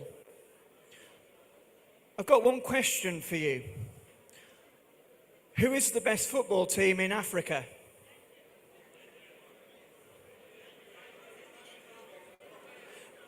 National or club? Let's go with national first. I see. Any other takers? Drew, who's the best football team in the world? Manchester United. Thank you. I completely agree with all of you that are disagreeing with Drew on that. And I wholeheartedly apologise for my colleagues' views on football. But how do we know that Manchester United is or is not the best team in the world? Well, we know because for me, the most prevalent international standard in the world is football. So anyone in the world that is watching the game, whether you like it or hate it, you know whether your team is winning or losing because there is the same approach. Next slide, please. But imagine a world where every country created its own football approach. I mean, we have it to the bit. The United States have a crazy idea of what football is. Imagine a world where every country creates its own valuation approach. And actually, that's pretty much what happened. And that's what we're trying to change. Because we work with some of the biggest investors in the world. They don't want to have to understand 195 different approaches to valuation. They want confidence. They want consistency. They want quality. So when they come to Nigeria, in the same way as if they come to Australia, out to Mongolia, pick anywhere in the world, they understand the value of the investments they're considering. And it gives them confidence to then invest. And for me, this is a key component of helping achieve the $1 trillion dream. You need to talk the same language as investors. And thankfully, Nigeria has made very good steps towards that. Unfortunately, when I was growing up, I lived in the middle of nowhere. My local football team was called Newcastle United. I used to think, as a child, it was called Newcastle United 0, because every time I heard it on the radio or TV, they'd always say Newcastle United 0, Manchester United 5, Newcastle United 0, Liverpool 4. We did go through a better phase at one point where we had someone called Obafemi Martins, yes, who was on your national team, who came to Newcastle and helped us for a few years. We could do with more help, actually. Next slide, please.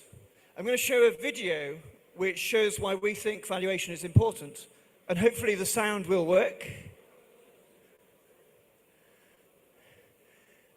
Will the sound work? Seems the sound won't work.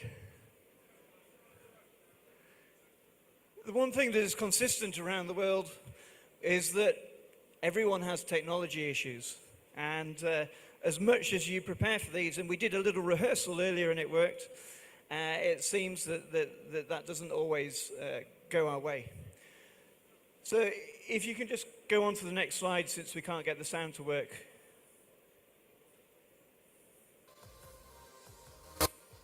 Oh.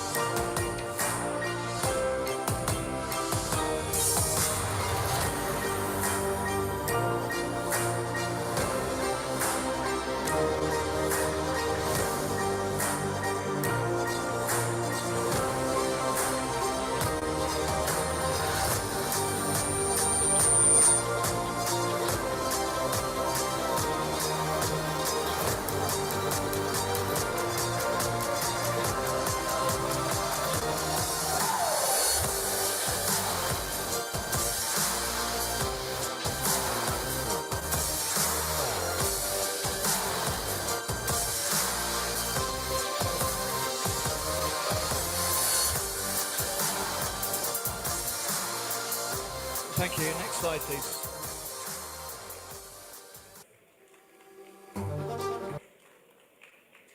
So what do we want to achieve? We have two really simple objectives. We want to have international valuation standards across all asset classes used everywhere in the world. But what's really important to make that successful is having local partnerships and encouraging good professionalism. And so for us, whilst we can bring together leaders from around the world to create an international approach, the job of NIESV and FRC and ESVABUN is really important and crucial, because you need to have well-qualified, well-educated valuers such as yourselves who understand both the international approach but also local legislation, approaches to taxation, other issues that are particular to Nigeria. So having these partners in each country is really, really important for us to give those investors confidence. Next slide, please. This is a basic structure, and anyone in the world can apply to be on one of our committees and boards.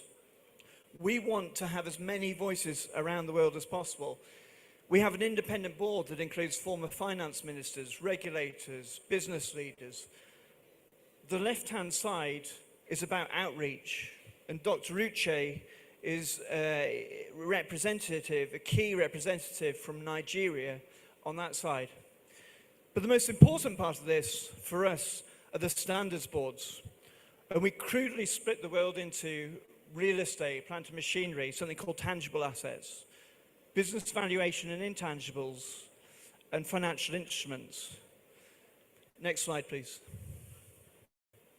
We have board members from nearly 40 countries. Next slide, please. And we have more than 120 leaders from around the world involved in our different committees. Because international valuation standards are not something that's created in another country. They're something that tries to take the best ideas from anywhere in the world. So we want the best ideas from Nigeria. We want the best ideas from Australia. It doesn't matter where, but that's what creates the international approach. Next slide, please. So as you know, the IVS include general standards that apply to everything and asset-specific standards. We can skip the next 3 slides. But there is crossover between them all. So if we look at business and intangible assets, if you take Hilton Hotel Group, actually you need specialist understanding to provide the brand valuation, but you also need real estate understanding that you guys are key in providing as well. Next slide. Financial instruments, real estate investment trusts are increasingly sophisticated around the world. On the one hand, it's a financial instrument and requires specialist banking knowledge. On the other hand, it also requires real estate knowledge. Real estate touches everything. Next slide, please. And this is obviously what you're more familiar with in terms of machinery and equipment, land, etc. Next slide, please. Recently, in January of this year, we made some changes to IVS, and we made it much more aligned to the valuation process. So hopefully when you look at it now, you look at the revised version, it's something that is much more aligned with the approach that you take as individual valuers and organizations. Next slide, please. And importantly, I'll touch on a couple of these. Data and inputs are more and more important. ESG factors are more and more important. And instead of having these as implicit, we've made them explicit as the importance of these factors grow. Next slide, please. We also produce thought leadership, and those are there to stimulate debate. And we welcome input and views on the thought leadership we provide to provide debate from anyone and any organization in Nigeria and the rest of the world. Next slide, please. Next slide, please. In terms of some highlights on what we've been focusing on, representing you as the valuation profession, we recently signed an agreement and are working closely with the security regulatory leaders from around the world because we think it's fundamental that regulators understand the importance of what you as the valuation profession do and how it helps both financial stability as well as giving confidence to inward investment. We also set up an investment banks forum with the top investment banks in the world. We set up an investors forum, which is quite discreet, but it operates on a quarterly basis. That includes the biggest sovereign wealth funds in the world, some of the biggest pension funds, some of the biggest private equity funds. And the number of assets, if you were to put a value on it, that they commission is around 21 trillion US dollars. And so their input in terms of what they want from both standards and you as professionals is part of what guides us. We also have stock exchanges that have joined us. We also work closely with the United Nations World Intellectual Property Office because there are changes around the world. If people want to borrow money or get investment for real estate, that's available. And the job you play is there and it's critical. But every country is also competing to attract the new technology companies, the new pharmaceutical companies. And so they're working with us because they want to see a consistent approach to intangibles and IP valuation that will give confidence to these investors, that from a Nigerian point of view, would encourage more of these tech companies to start up here. I mean, why should they all start in America? The world is competing for this. And this is important when you're looking at the $1 trillion dream. Next slide, please. Some of the changes that we made recently, we have an Asia office. But one of my dreams, I mean, I'd love to have $1 trillion, but one of my dreams is to have an Africa office. And we're working on that because we believe that countries here deserve a greater voice in the international approach. And I think Nigeria has one of the most sophisticated approaches in terms of engagement on the international scene. Next slide, please. We'll also be issuing an agenda consultation. So if you have ideas on how you think valuation standards need to change, then we welcome your input. And we'll be doing that in a couple of months, whether it's one line saying you agree or 100 pages saying why you disagree with the approach. We welcome responses either way. But I don't know about you, but I feel like change is constant at the moment. We're going through really fast change around the world. We obviously had COVID, and then inflation is a constant issue around the world, automated valuation models, AI. By AI, I mean artificial intelligence, not artificial insemination like an Australian once asked me. ESG, that is becoming more and more important. In my country, change is so fast in the UK. When I get on a plane in the morning, I don't know who's going to be Prime Minister when I get off the plane in the afternoon. But I hope that's going to improve. Next slide, please. I'm not sure what's happening with the technology here, but when I think about the speed of change, this is something I think of. So this is in New York, and it's around, I think it's 1906. And the most valuable assets in New York, or at least some of them, were stables, where you keep horses. Because transport, goods, everything was transported by horses. And if you look carefully at this picture, if you can just press down once, there's one interesting thing. Next slide. Okay, stop. There is a motor car in there. And for me, this illustrates the speed of change. One motor car. 7 years later, this is a very similar street. Next slide, please. You see the speed of change. It's transformed. Stables are no longer the most, the most high-cost real estate asset because you've got cars everywhere. Next slide, please. What I like about this picture is that it's a perfect contrast to the other. In the other, there's one motor car. In this, there's one horse and cart. Next slide, please. Okay. In terms of change, one of the really interesting things is that if you look at, say, the Fortune 500 stock exchange, and you go back to the 1970s, about 15% of the value of the market capitalization was intangible assets at the time. Anyone want to guess what percentage it is now?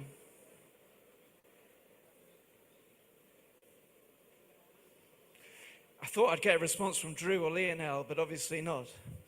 It's about 85% now. And people are asking about the relevance of the balance sheet from an accounting point of view. But it's really important that the profession grows and develops to cover not just real estate, but the intangible side as well. If you look at Tesla, so Elon Musk had $1 trillion dream. About a year ago when I was giving this presentation, Tesla was worth $1 trillion. Now it's worth just over 500 billion, so that dream's working less well for him. But if you compare it with Ford and General Motors, two very well-known traditional car makers, they're worth in the 60s of billions. So even at the current price, it's a fraction of the Tesla price, despite the fact that GM and Ford produce more than 4 times as many cars as Tesla. So where is that value coming from? And yes, the market might have it wrong, but that differentiation is down to at least the perceived value of the intangible assets, the intellectual property. And so your job as valuers in this time of change, in telling that story and explaining the value to investors, is more important than ever. And it works both ways. Has anyone heard of WeWork? No? WeWork were offices that were set up around the world. It was supposed to float in the US for $48 billion. It ended up being bought, I think, by a Japanese bank for about $8 billion, and it's now gone bankrupt. And for me, this illustrates the importance of valuers giving good advice, because people were buying shares in this company thinking that it had intangible assets and IP in the same way that Tesla or Uber or other companies do. But it wasn't. It's a real estate company. And so that understanding of the value that can be given by real estate valuers, working with business valuers, and actually being able to explain the real value of the assets is becoming increasingly important. The amount of change that we're seeing is profound, but the opportunity for valuers is bigger than ever. Next slide, please. Has anyone heard of the International Sustainability Standards Board? I know you have, Mr. Executive Secretary. Anyone else? Okay. So from my point of view, the International Sustainability Standards Board is probably the most important board that you've never heard of. And in fact, Nigeria has taken steps to adopt international sustainability standards, which were issued last year. But the reason they're important is they're issued by the same organization that issues IFRS. They're used in 146 countries. The international regulatory community of IOSCO have endorsed the standards. So if IFRS is used in 146 countries, there's a strong chance that international sustainability standards, which are about making sustainability disclosures from this year onwards, will also be used in 146 countries or near enough. And why is that important from a valuation point of view? Well, actually, the disclosures that are going to be made around their sustainability and their supply chain sustainability are going to impact the value. New regulations are going to impact the value. And so, investors are going to be looking to yourselves, which is a great opportunity to understand the impact of these disclosures, to understand the impact of new regulation on the value of their assets. Imagine you're a Hilton hotel chain again. You're going to want to know. Yeah, it's fine. I'm sweating a bit apparently. I'm walking too fast. I'm going to walk slowly now. Investors are going to want to know, what is the impact on value? Should I sell the old stock of hotels that I have? Should I retrofit them? What should I do and when should I do it? And so the role that you have as valuers is going to become increasingly important in terms of banding together and developing the profession to cover not just the real estate and land, but also the intangibles and IP, and help investors on this journey, and importantly, help Nigeria to achieve the $1 trillion dream economy. With that, I'm going to stop talking and hand over to the next speaker, but it's been an absolute pleasure to be here, my first time in Nigeria, and I thank you all for your warm hospitality and welcome. Thank you.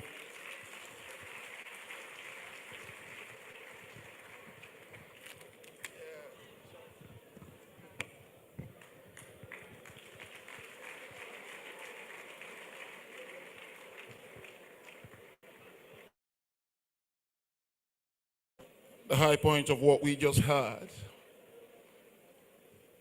is that much as the International Valuation Standard Council is there to show up the standard at all times, we as practitioners should, as much as we work local, think global.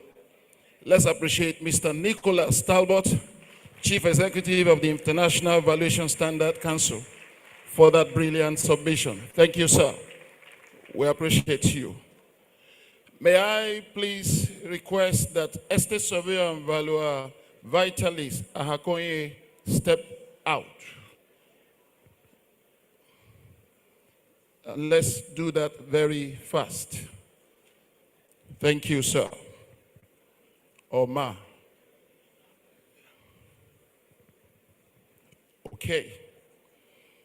The next talk is going to come from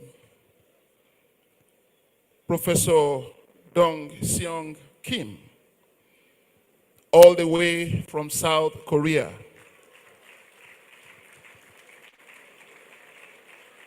If you're clapping, please do it well.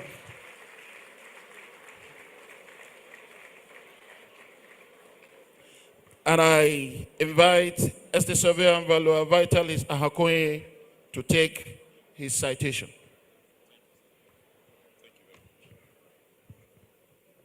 Thank you very much. I want to stand on existing protocol, so I can now proceed. The person standing before me is one of our guest speakers. Profile of Professor Dong Sung Kim, blockchain scholar and researchers in South Korea. Professor Dong Sung Kim is a scholar and a researcher in real estate WSW and control networks, and the director of Network Systems Lab, NSL, at Kumo Institute of Technology, Gumi, South Korea. For over 24 years, he developed real-time embedded SW technologies used in military and industrial applications, contributing to the localization of domestic defense technology. Mr. Dong Sung Kim holds a PhD degree in electrical and computer engineering from Seoul National University, South Korea.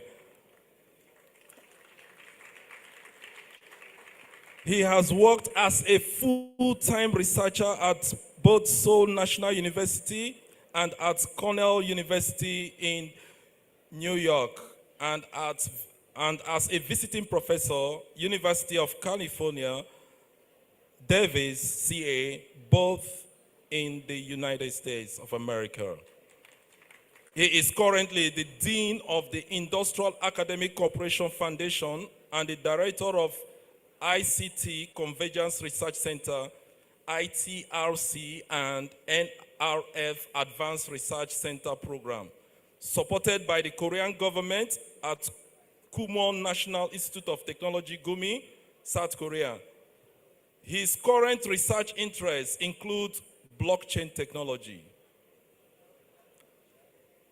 real-time Internet of Things, smart platforms, industrial wireless control networks, network embedded systems, field buses and metaverse, and so more.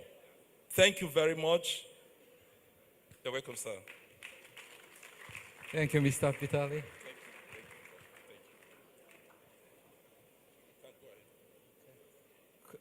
Could you turn on my presentation?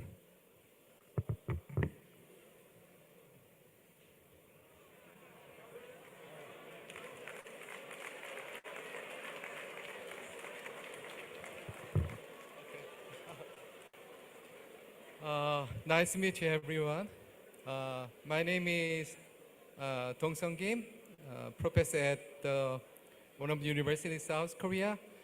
I also manage some startup company in the area of the industrial blockchain.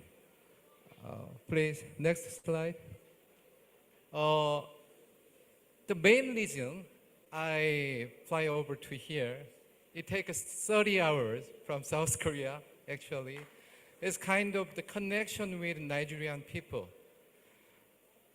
At present, I advise in average 32 MS and PhD students, among them, and 12 students from Nigeria.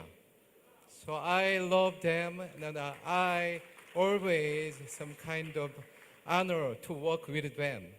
So it's my infinite honor to speak and sharing my knowledge with all member audience.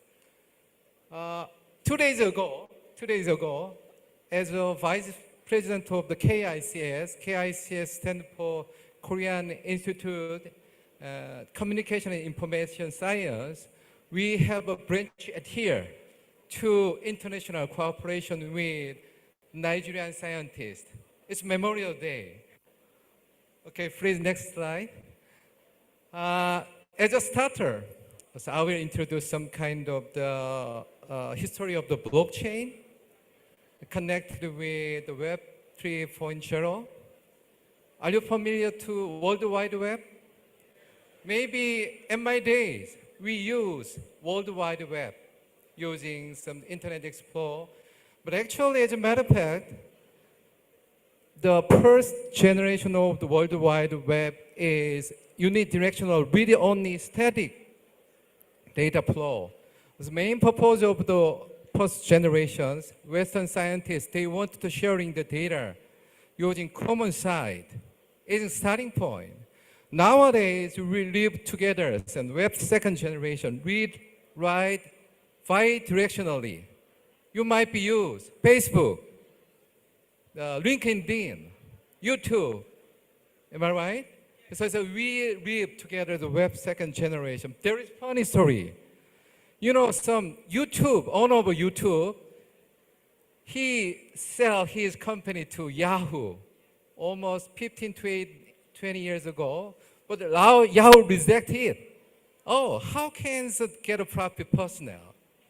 But it's owner of the YouTube to stop by the Google. Google recognize potentials. Nobody knows it. Nowadays, YouTube is widely spread the one. It's kind of funny history.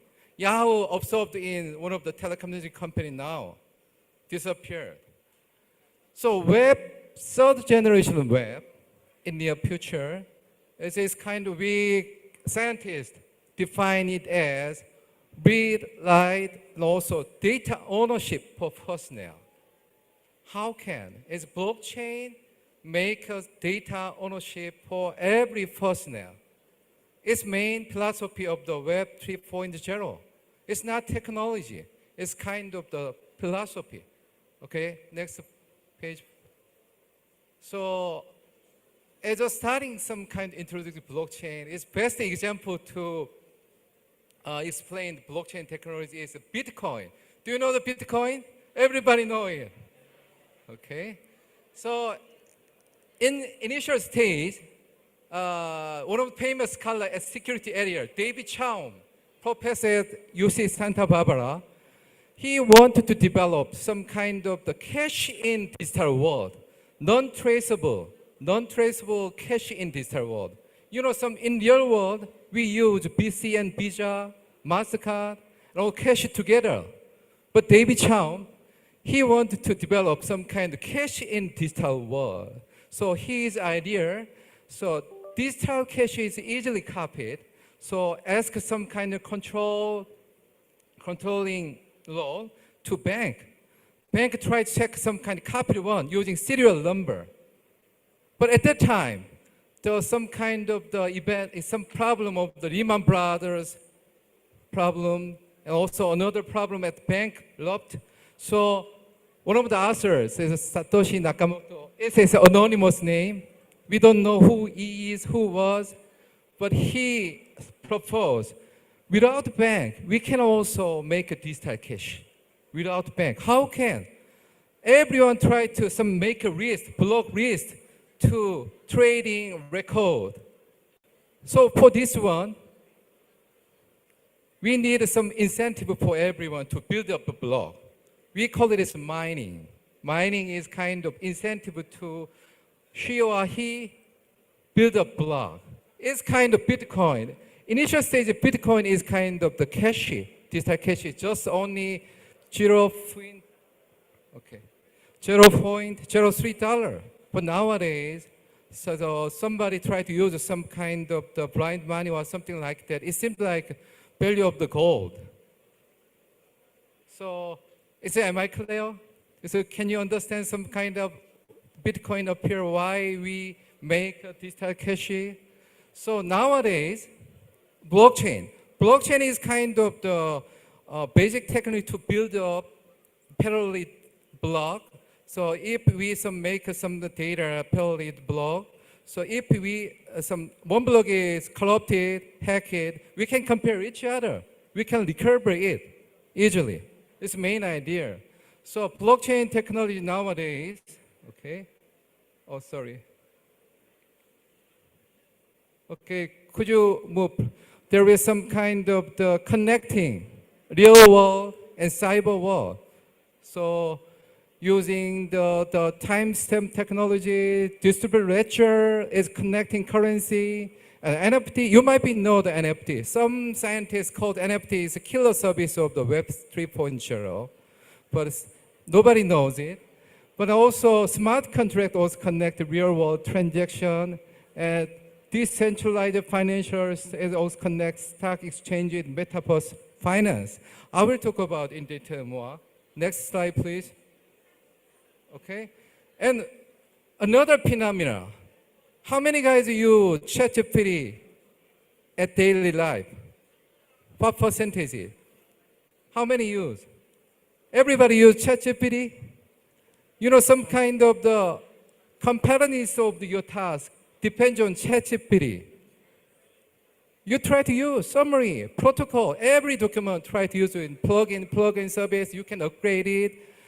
It's kind of the large language model AI is kind of the grab the data from the website.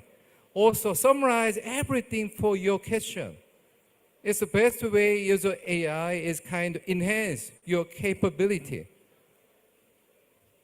It's mandatory thing use as AI. Also AI meet blockchain, it means AI parameter is very critical thing. We have to keep it somewhere in the blockchain node. Also, the learning data have to keep secret way. It might be closely related to blockchain. Next. So, okay. Okay, let's move previously. Oh, no. Previous slide, please. Okay, one more. Okay, can you see the left side? So, some kind of IoT and blockchain layer data, some kind of move to some kind of AI layer. AI learning is based on some data from blockchain layer. And also feedback to some kind of access layer is kept in blockchain node. Some kind of keep AI parameter. It's a little bit difficult, but simply speaking, I will explain more thing. Okay, next slide. So now, how many guys hear about the metaverse? How many guys? Metaverse. Okay, at our country, we define metaverse as kind of the cyberspace modeling from the real space based on the commercial platform using blockchain to achieve cultural, financial, social achievement. We define it as. So somebody is computing some digital twin in metaverse, but if we connect financial platform with blockchain, it's kind of generate some kind of more achievement. We call it as the metaverse. Nowadays, metaverse moved from page 1. We live a second generation of Web 2.0, but we just make some physical world and virtual world separately.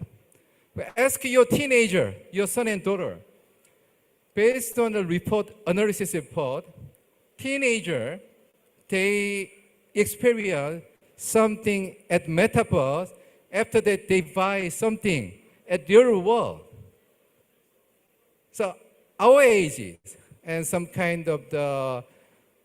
young ages, if they're not teenagers, they don't understand. But the new generation, they might be accustomed to this kind of behavior. So we have to prepare it. Next generation might be accustomed to cyberspace. So eventually, some kind of Web 3.0, so we synchronize the virtual world, physical world, in view of the financial platform, and also many kind of the value in it. Okay, next slide, please. Okay, so one of the example. Okay, one of the example. So nowadays, our research team focuses on some modeling smart factory to monitoring system. It's similar to digital twin. Also applied to military system. In the military system at Korea, we try to training the researcher and soldier to handling engine system, maintaining, repairment of the jet flight engine, using the metaverse training system. Also exhibition also available through some kind of metaverse. Next slide, please. I will show some very interesting examples. As I know, so many young generation of Nigeria, they have a big concern. K-pop. We have some project with a big company at Korea. It's there is some kind of plan. At Seoul City, we design and build up the huge arena. But it says at the same time, we try to make some kind of the virtual arena using blockchain technology. It's similar to smart city. Maybe Nigerian government, they have some kind of big concern to smart city based on the blockchain value. But I will show some how can connect each blockchain technology to build up some kind of city ecosystem. So my startup, we have many kind of product. One of them, so Pure Media is kind of the similarity check for some kind of BGM. And also Pure Certificate is kind of digital certificate based on blockchain. I will introduce it soon. And also Pure Trace is kind of tracking, blockchain-based tracking to livestock, fisheries, there's some kind of livestock and also agricultural products, something like that. And Pure Voting, as a matter of fact, I will donate this system for NIESV for some kind of elect president. Was the voting system might be, I will explain soon. And Pure Wallet is kind of unique technology of our team. So to mix with our technology, I will try to make a ecosystem inside of the arena. Okay. For this one, we need NFT blockchain metaverse. We call it as Web3 platform. It's kind of whole. It's a Next, please. Okay. So it's to build up the metaverse, there is two categories. It's kind of the technique for mobile platform. It's using Unity. Unity, we call it Unity. So in Paris, we try to make a ticketing system to prevent illegal ticketing, reselling, also making some kind of the membership. Also using the pure wallet trading system and pure NFT. Next, please. Okay, next, please. Also, you might be here the NFT. Did you hear about NFT? Some scientists, NFT will be killer service, third generation Web 3.0. It's kind of the sort of the certificate of ownership. Actually, the NFT is kind of the address below the picture. It's kind of, we call it NFT. So using the dynamic enhanced utility NFT, we will build up some kind of membership and also some kind of rewarding system. Next, please.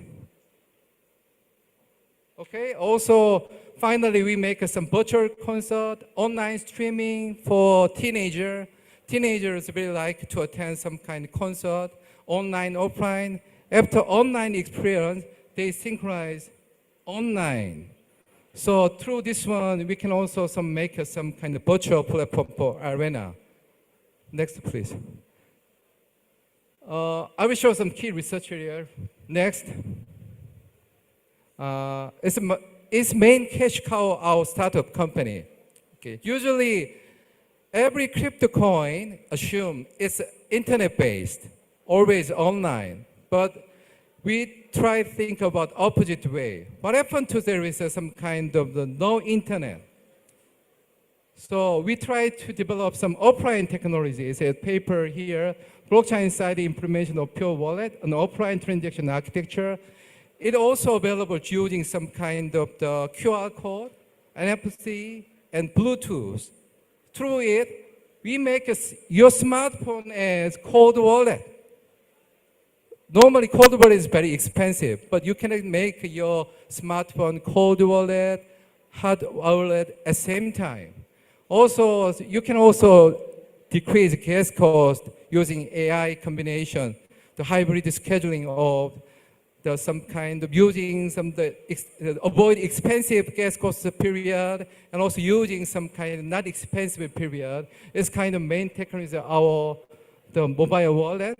Using this one, we can make it. Main motivation is kind of nowadays there is many token based on Ethereum appear. The data increase and the BC and Visa they need high transactions speed. So for this one, we have to use online, offline, hybrid way. We can satisfy some kind of requirement of some customer. So next slide, please. I will show some demonstration, okay? Okay, please play some video clip. Previous one. Okay. Below, click one. No, okay, you try to move mouse and below some kind of.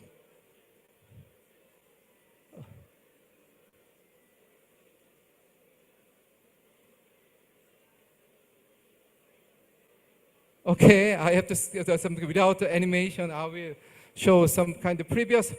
Please move to previous one. Okay. Okay. Next. Next, please. Oh no. Next. Forward. Move forward. So pure wallet. As this include, you can also check through the YouTube or the website. So next one is pure voting system. It's kind of offline electronic voting. Let's example. So to elect president at the end of the year, so everyone gather around. But if we set up some access point, also your smartphone, it says some kind verify your identification. After that, some blockchain-based system shows some kind of candidate. Just click on your smartphone, it's done. After then, only some kind of participants agree to open it. So there is, based on history, you can open the result. So it's kind of the blockchain voting system which you want to donate to NIESV. Could you click on below? Move to here? No, not work? Okay, move.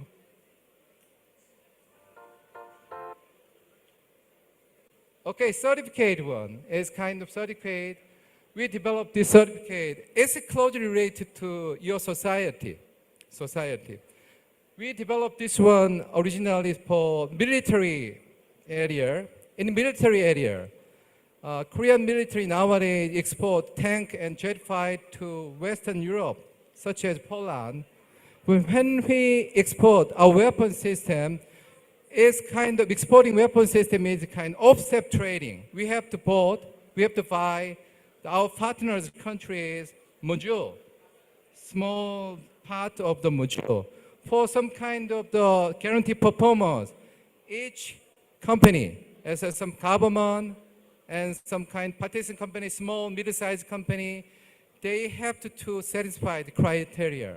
For this one, we make some kind of this kind of the program, pure certificate. In the case of the real estate management, it's some government, bank, and also manager and owner, they can join together, also make some certificate. So I will show some kind of the basic direction. Next, please. I wanted to show some kind of the video clip, but try to do that again, video clip. Oh. Okay, it's work. Finally work.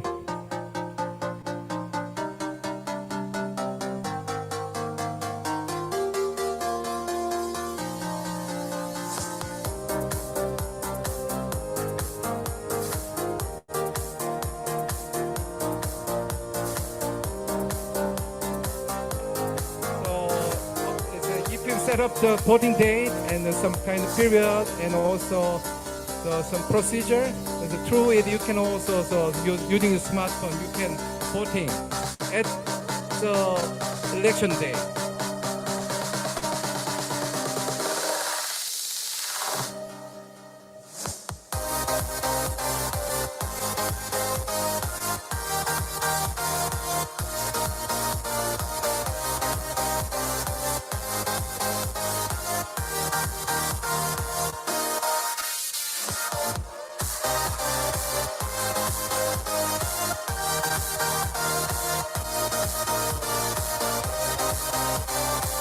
Through the verification process, we can get the final certificate process, so we can get result. Okay, it's a final result. Okay, let's move next slide. Okay, shows the pure certificate. Okay, and also another one is kind of the pure media. Pure media is kind of the copyright checking system for nowadays. Everyone try to make some music using AI or BGM your own way. So this software checks some kind of copyright. So we have many kind of the product. The pure NFT is kind of enhanced version of the NFT with AI, and also pure trace tracking agricultural product, and pure medic is kind of the specified medic is kind of for organ transplantation. We work with the hospital at the United States. And pure fat is kind of carrying your fat information using blockchain technology. Next, please. It's kind of our some basic researches. So our student and also research staff try to focus on how can increase transaction speed for satisfying requirement of Visa and BC if they want to use crypto coin.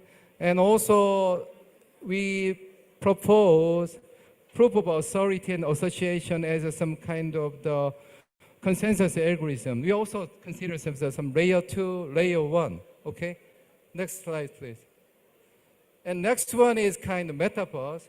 Previously, I will show some kind of mobile platform. It's kind of platform for the heavy machine, the heavy computer system is kind of the more high resolution and some more computation. Okay, next. We call it Creativia platform. We make many kind of the product using this kind of platform. Next, please. Oh, it's kind of example. We make some space for YouTuber and influencer. As a YouTuber, they want to buy some kind of building. They can also gathering their customer, also some makers meeting or something like that through this kind of metaverse. Next, please. Okay, could you? Okay, good. Thank you. MMAI Pure World. We will make provide some an metaverse advertisement system platform in to the one of the metaverse. United States company. You can purchase advertisement space We and build up upload some kind of personalized Times Square advertisement model. content It's the to arena. increase brand recognition on a global scale within the It's MMAI specialized world. for some the This YouTuber can be and accomplished the by purchasing influencer. advertisement feeds within our marketplace. Also, working with Korean company. Purchasing Also NFT. advertisement Okay, feeds let's within move the next MMAI slide. Pure World marketplace. Stop it and next slide, please.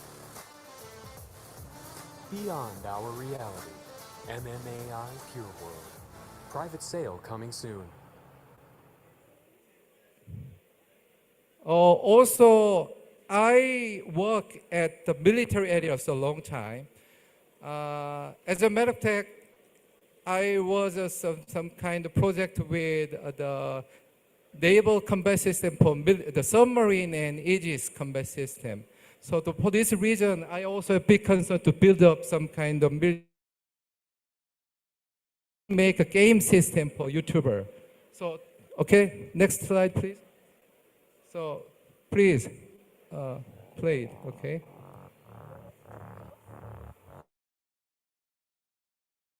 Game, also some same kind of purpose of training the soldier in view of working with the soldier to soldier.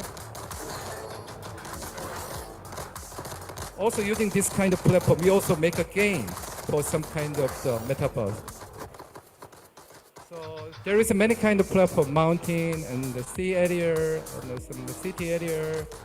So how many person working together. So it project is directly connected to some kind of the sensor gun in the real world. So and feeling some kind of vibration of the gun.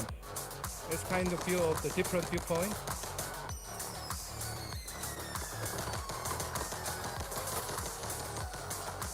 Okay, next slide, please.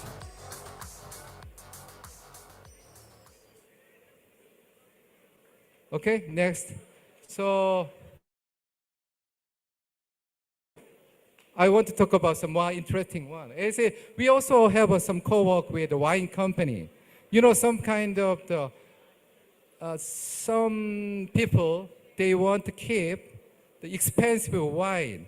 Also, they also some advertising to other person using the NFT. It's kind of human nature. The reason of the NFT rise on is kind of depends on the human nature. Human nature, they have their own one nowadays, MG generation. They also show also some kind of advertising to other friend, other colleague, and other guy. So the reason some kind NFT keep popular. So NFT for some Winex NFT is kind of we combine some expensive wine and NFT technology. Next, please. We sell some kind of the very expensive wine and the 6 Ethereum. How much is Ethereum? Is $5,000 for 1 Ethereum. So it's a very expensive combined with NFT. There's some kind of customer they keep. Even if they drink everything, but they can keep as evidence. I keep this wine. It's an NFT. Okay, next please. Okay, so we also make some kind of virtual real estate, but I want to keep it. I want to give some kind of how can combine blockchain to real estate management. Next please. Okay, next please is animation. Okay, it says the main dish. Okay, it's main dishes.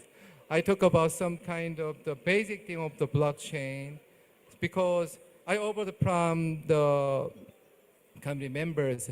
You guys not familiar to blockchain and Web3, so I wanted to share some my knowledge is more easier way. So Nigeria is a very big country. Number one internet user number is number one.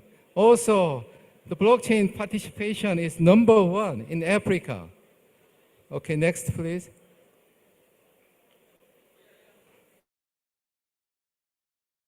Some kind of other country. The South Africa, they adapt some blockchain to tracing tobacco supply chain. It might be some kind of, many countries try to challenge this one to tracking fishery product, agricultural product, livestock. And also Kenya, they use some digital wallet to Western company. And Nigeria will start some kind of financial trading. Maybe as I know, some kind of, Nigeria is kind of main port for some kind of the interconnect with European country. So it's very important. Okay. Please, next slide, please. So I consider some kind of many things at the real estate. So prior to traveling here, I calling from one of the friends in Australia. Australia have the same problem. So they have some problem, some title association, management issue, and ambiguities in ownership, and also pure traceability of the property ownership. So also some number 7 is kind of international transaction. They might be need for international transaction, they need global standard platform for trading. Next, please. So I consider some how can solve this issue. So beyond paper work, so the blockchain might be some kind of the ensure transparent record, land record. And also some kind of, if you digitize land record, it means some kind of some kind managers, real estate managers provide streamlined process of some kind of access. So as a participant, blockchain participant, we can consider some kind of government, land owner, and banker, so real estate manager, valuer, maybe join together. Maybe, as I already mentioned before, at military case, government and small-sized, middle-sized company and some center company, the co-work together as a blockchain node, they just cross-check. It's like that, some kind of the government, rent owner, and bank, and association, also valuer, they can work together using blockchain platform. And also some kind of resolve, some kind of reduce rent dispute, also some increase accessibility. Okay, next please. I want to prepare some more main dish. Main dish means some kind of how can help some kind of this society using blockchain. But it's starting point. So at Korea, so we have many existing systems. So in the case of real estate, our government tried to blockchain combined system, but it's not easy. We have to remove existing system. Voting system, they already have some government, local government, they already have some kind of electric bulletin board and also can push a button. Through it, there is some kind of passive way to election.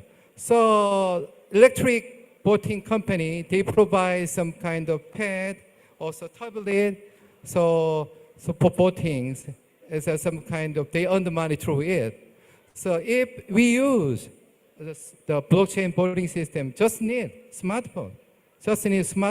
Inside of this hall, I identify my ID using access point, and then just click it, the candidate, it's done. After that, administrators check some kind of final result. It's very simple. But sometimes I hesitate, but because it is blockchain market is very competitive, some companies they want to earn the money, some blockchain voting system. But this kind of one is offline blockchain, also is kind of useful for everyone. And main philosophy of blockchain is open source, sharing and develop together based on feedback. So I wanted to some kind of the donated system, also receive feedback. I wanted to enhance system for everyone together. Okay, thank you everyone.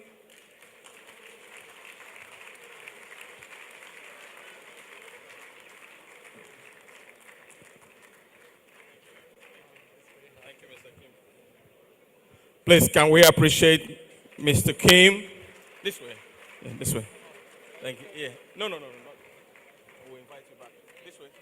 Mr. Kim. No, this way. Thank you. Please give it up one more time for Mr. Kim.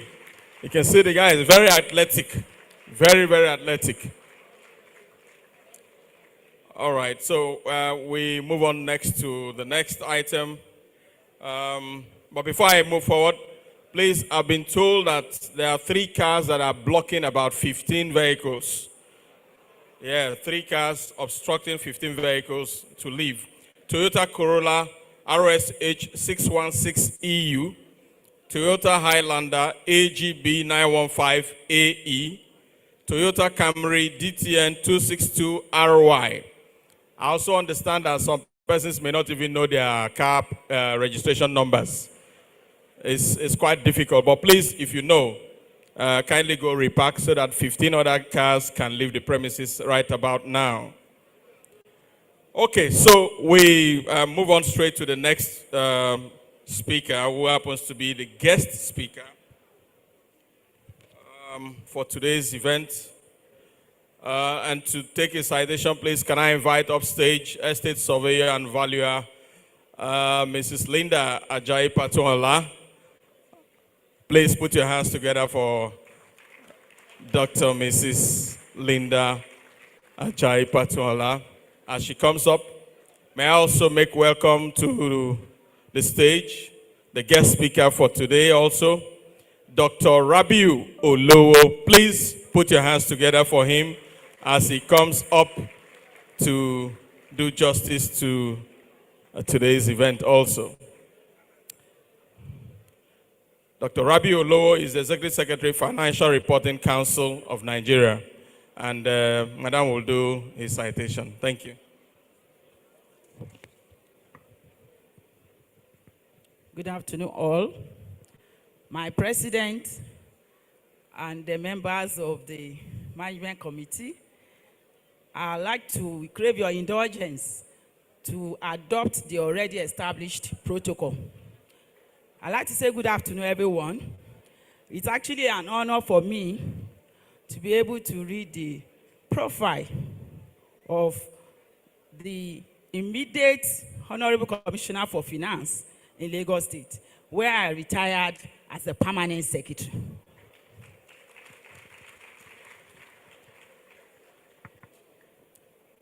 Dr. Rabiu Olowo is the Executive Secretary, Financial Reporting Council of Nigeria, as you have heard. He's a corporate reporting and public finance leader, adept with developing and implementing corporate governance across private and public institutions. He's a professor of practice in forensic accounting, finance, and public policy. Dr. Olowo is a chartered accountant, chartered management accountant, certified internal control auditor, certified international financial reporting standard, and international public sector accounting standard, IPSAS, and certified fraud examiner. I thought we were going to clap. With over 15 post-qualification experience across public, private, and development sectors. He earned an MBA from the University of Lagos, an MSc from Accounting and Finance from Robert Gordon University, Aberdeen in the UK.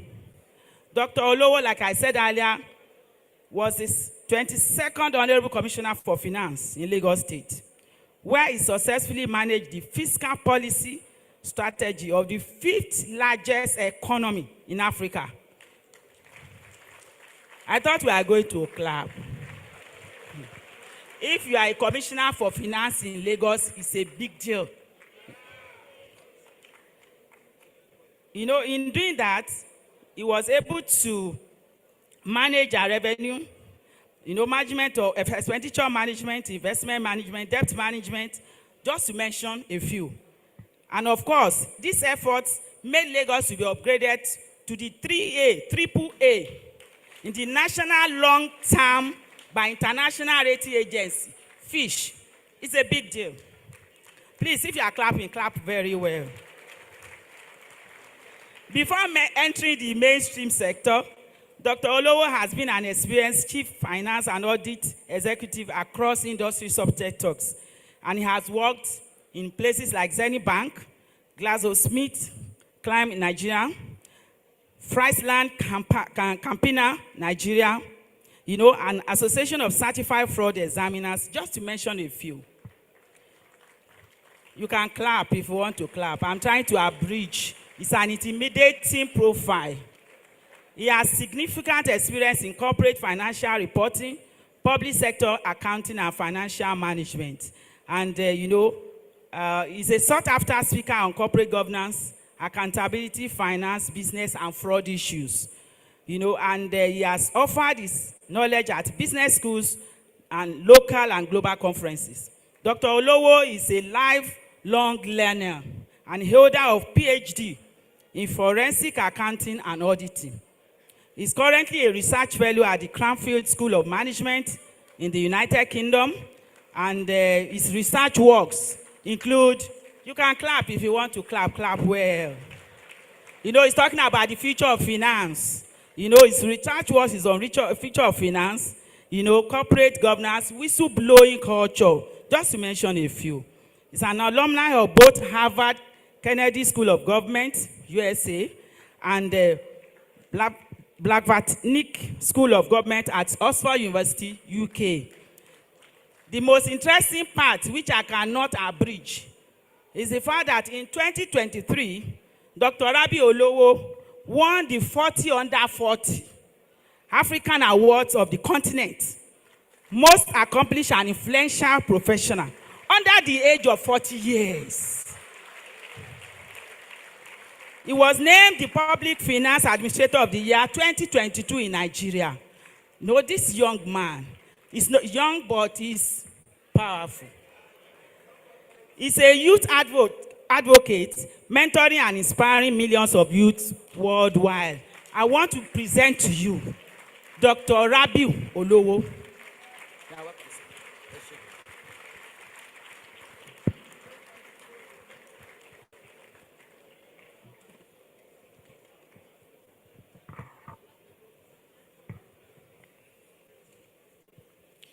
His Excellency, the Executive Governor of Edo State, ably represented here by the very amiable and vibrant lady, the Honorable Commissioner for Physical Planning, Housing, and Urban and Regional Development, Honorable Commissioner Isoken Omo. Thank you very much.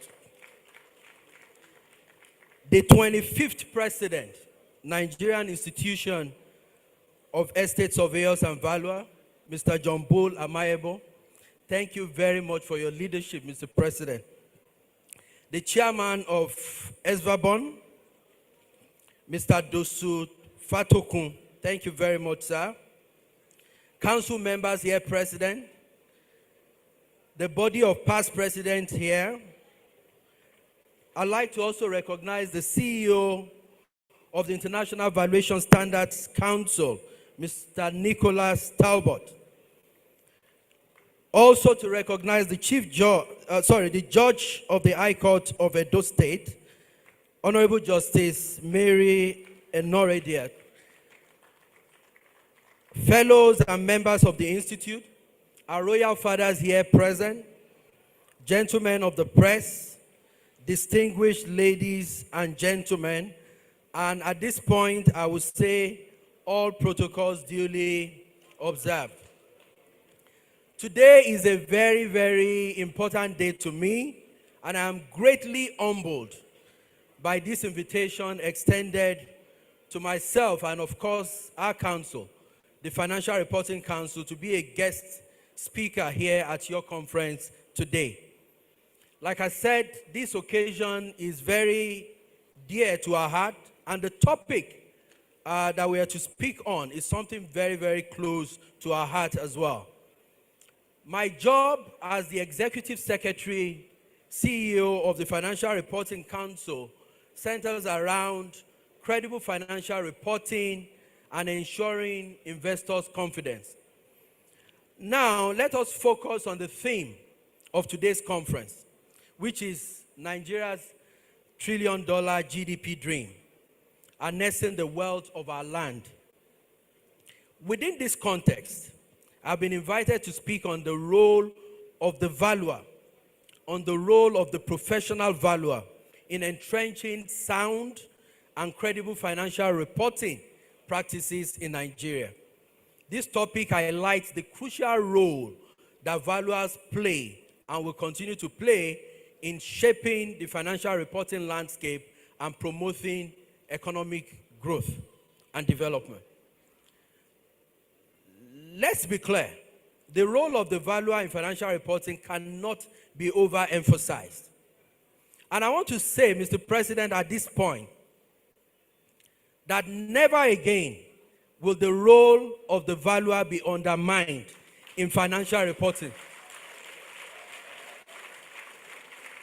That never again will the role of the professional valuer be discountenanced in the financial reporting process. Never again will it be just a good to have when we're considering general purpose financial statement in this country. We are saying this as a party, and we are saying this as a regulator of financial reporting in Nigeria.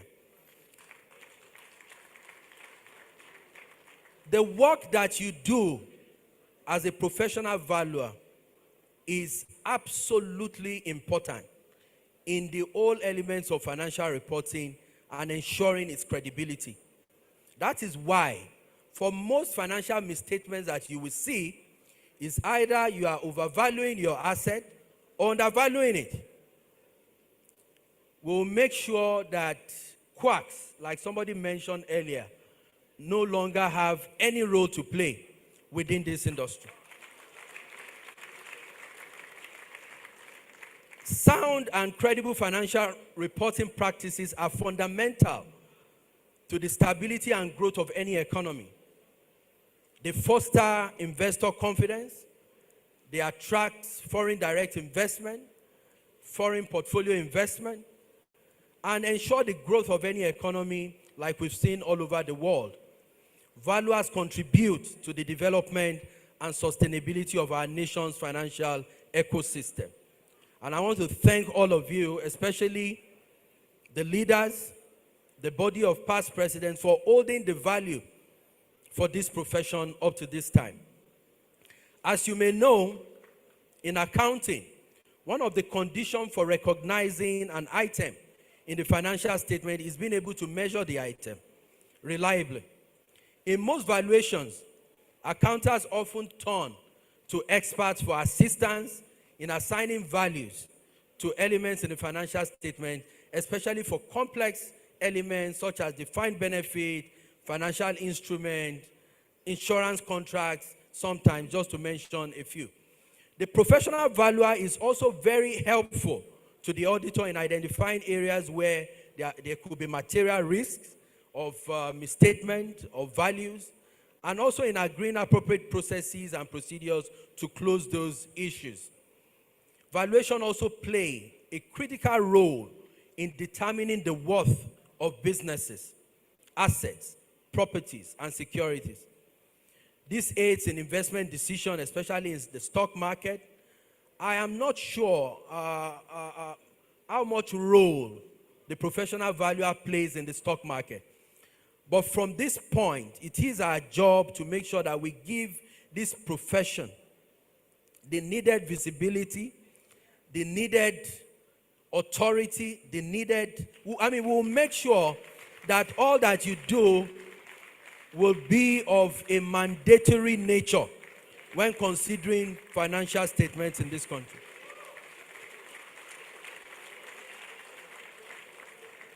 It can be deduced from all that has been said that we can see that the role of the professional valuer is important in ensuring fair and transparent financial transactions.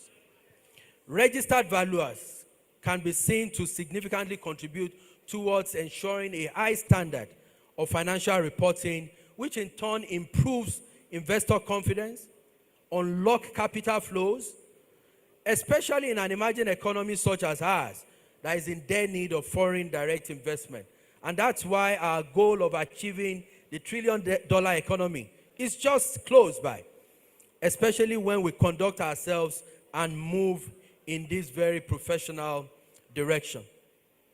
The Nigerian Institution of Estate Surveyors and Valuers is one which has over the years established itself as a reputable professional organization right from its inception in 1969. And we, as the Financial Reporting Council, we see a lot of alignment between what you do and the core mandate of our council. We recognize the rigorous qualification process that ensures that only individuals with outstanding knowledge and character are admitted to the profession. Through mandatory continuing professional education, the Institute has ensured that its members are updated from time to time with recent development in the valuation profession. I want to encourage you to keep doing that. The profession has also distinguished itself in improving technical knowledge, practice-based knowledge, field knowledge, by facilitating acquisition of knowledge through collaboration with universities, professional associations, and also the workplace. We recognize that members of your institution have also contributed to national development by shaping and influencing policies, especially on land, housing, property compensation, land tribunals, to mention just a few. Before I proceed, let me say a few words about the Financial Reporting Council of Nigeria. As you may be aware, the council is the apex regulatory body for accounting, auditing, financial reporting, and corporate governance in Nigeria. The council was established in 1982 as the then Nigerian Accounting Standards Board, and up to 2011, it metamorphosed into the Financial Reporting Council via the Financial Reporting Council Act number 6 of the 2011 Act. The main functions of the council is to develop, to publish, to monitor, and enforce compliance with accounting, auditing, actuarial, valuation, and corporate governance standards to be observed by all public interest entities in Nigeria. The Financial Reporting Council will continue to ensure that we work mutually with organizations like yours to consolidate on the success we have attained. I am pleased to mention that recently, after over 42 years of the establishment of the council, we recently established 2 new directorates: the Directorate of Valuation Standards and the Directorate of Actuarial Standards. Thank you very much. The Directorate of Valuation Standards establishment is a way of indicating our commitment to you towards ensuring that we will bring regulation to the profession. But you might like to ask, what would this mean? We will explore risks and opportunities that is available in the profession. I can tell you that by the time we put on the cap of oversight for this profession, your professionals will do at least 4 times more the job that you do, because we would ensure that what you do counts and it is recognized. Let me at this point extend my gratitude to the leadership of the Nigerian Institution of Estate Surveyors and Valuers, ably led by Mr. John Bull Amaebo. Just 2 days ago was my 6-month anniversary as CEO of the Financial Reporting Council. And I think from the 2nd month, he has been on us, Mr. John Bull Amaebo has been on us to finding a way to ensure that we bring to bear valuation standards regulation, and oversight, which will bring about immense opportunities for the membership of this profession. And with that said, that's very, very connected to the success we have recorded in establishing the Directorate of Valuation Standards just a few months ago. And I want to thank you for your support. It is our intention to bring valuation to the same level that accounting has gotten to in this country. Recall that in 2012, Nigeria adopted the International Financial Reporting Standards. The IFRS ensures that financial statements are not only transparent, but credible and are comparable across entities and jurisdictions. And when the CEO of the International Valuation Standards Council was speaking, it means that Nigeria has to speak the same language as the rest of the world. And when we do, it promotes transparency, it promotes financial and stability by aligning ourselves with the global baseline, which will help us to compare our financial reports, our business reports, our work with any other professionals across the globe, which in turn will build trust and credibility. It will heighten competitiveness for yourself and businesses. And at the end of the day, it will help us to unlock capital flows, and we will attain the $1 trillion economy that we so deserve.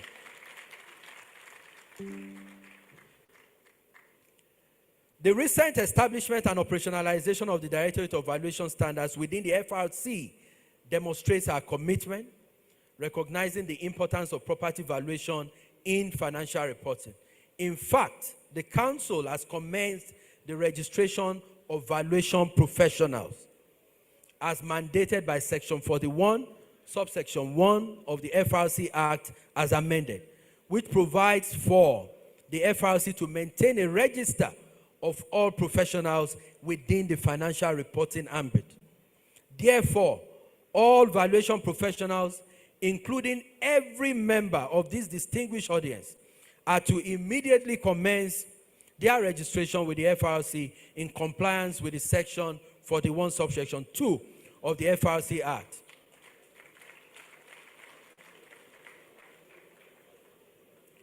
We are of the strong opinion that this move will enhance quality, consistency, credibility of the valuation practices across Nigeria. And the question I expect you to ask is, why does this matter?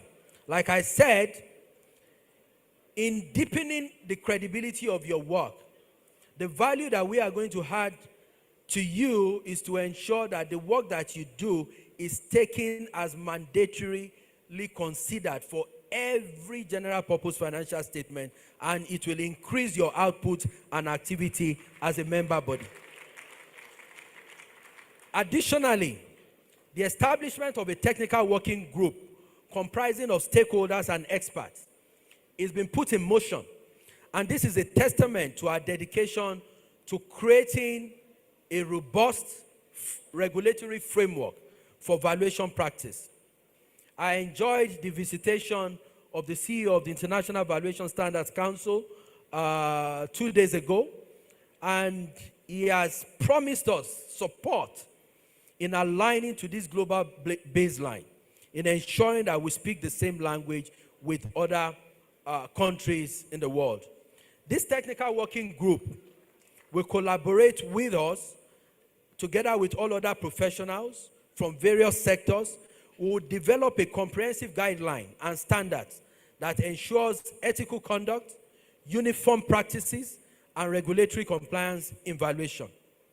As we work towards achieving the Nigeria's $1 trillion GDP ambition, the valuer's role becomes even more critical.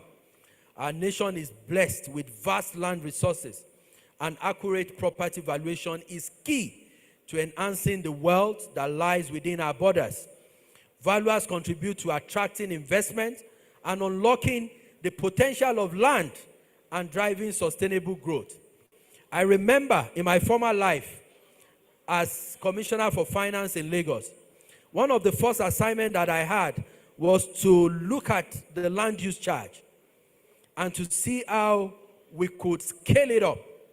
The success we recorded in scaling up our land use charge activities and tripling the revenue coming from that bucket cannot be overemphasized. The role of the professional valuer that we had to work with at that point in time. And I want to thank the membership of this institute for making that come true. In a couple of days from now, the Technical Working Group for the Development of the Valuation Regulation will be inaugurated with the onerous task of delivering a regulation that is comparable to global best practices within record time.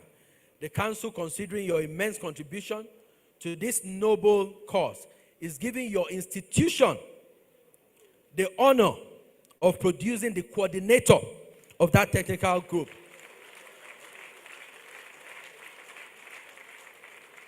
With a singular aim of requiring your expertise of this esteemed membership organization. In conclusion, the Financial Reporting Council of Nigeria recognizes the importance of valuers in entrenching sound and credible financial reporting practices. We are committed to working hand in hand with the Nigerian Institution of Estate Surveyors and Valuers to elevate the standards of valuation, profession, and promote transparency, accountability, and trust in the reporting ecosystem. We therefore call on NIESV, valuers and valuation professionals in Nigeria, to continue to support the FRC in the actualization of its mandate by enlightening your members on the need to register with the FRC, lend their opinions on the development of the valuation regulation that is to be released. We are making a commitment here today that the regulation of valuation practices will be released by the end of July 2024. With your unflinching support for the FRC, I have no doubt that Nigeria will achieve and surpass its $1 trillion GDP goal. Thank you very much for listening. Thank you. Thank you.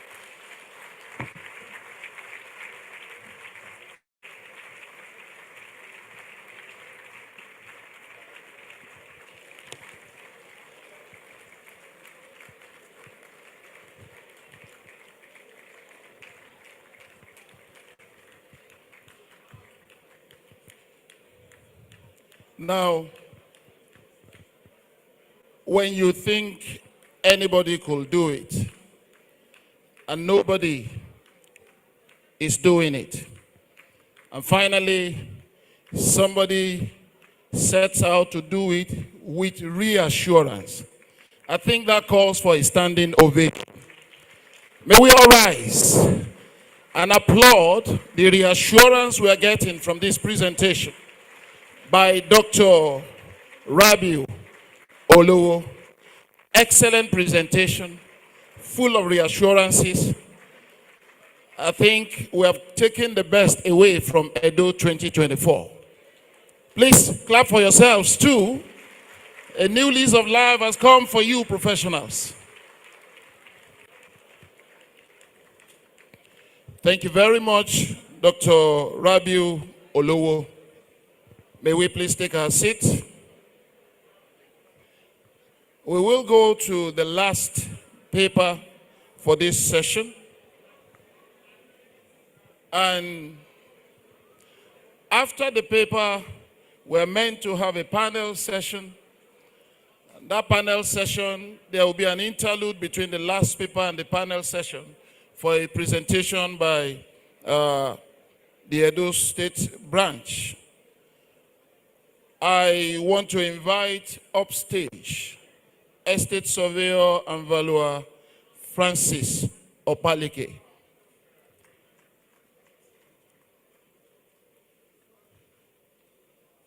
Let's appreciate him as he comes upstage.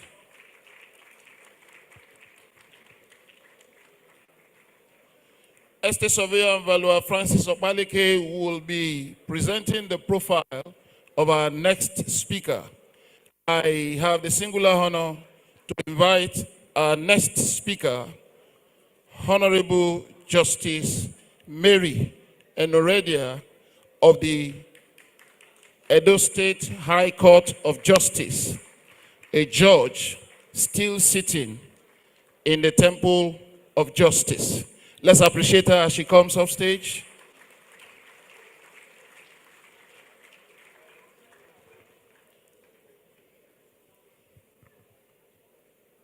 Thank you, ma'am.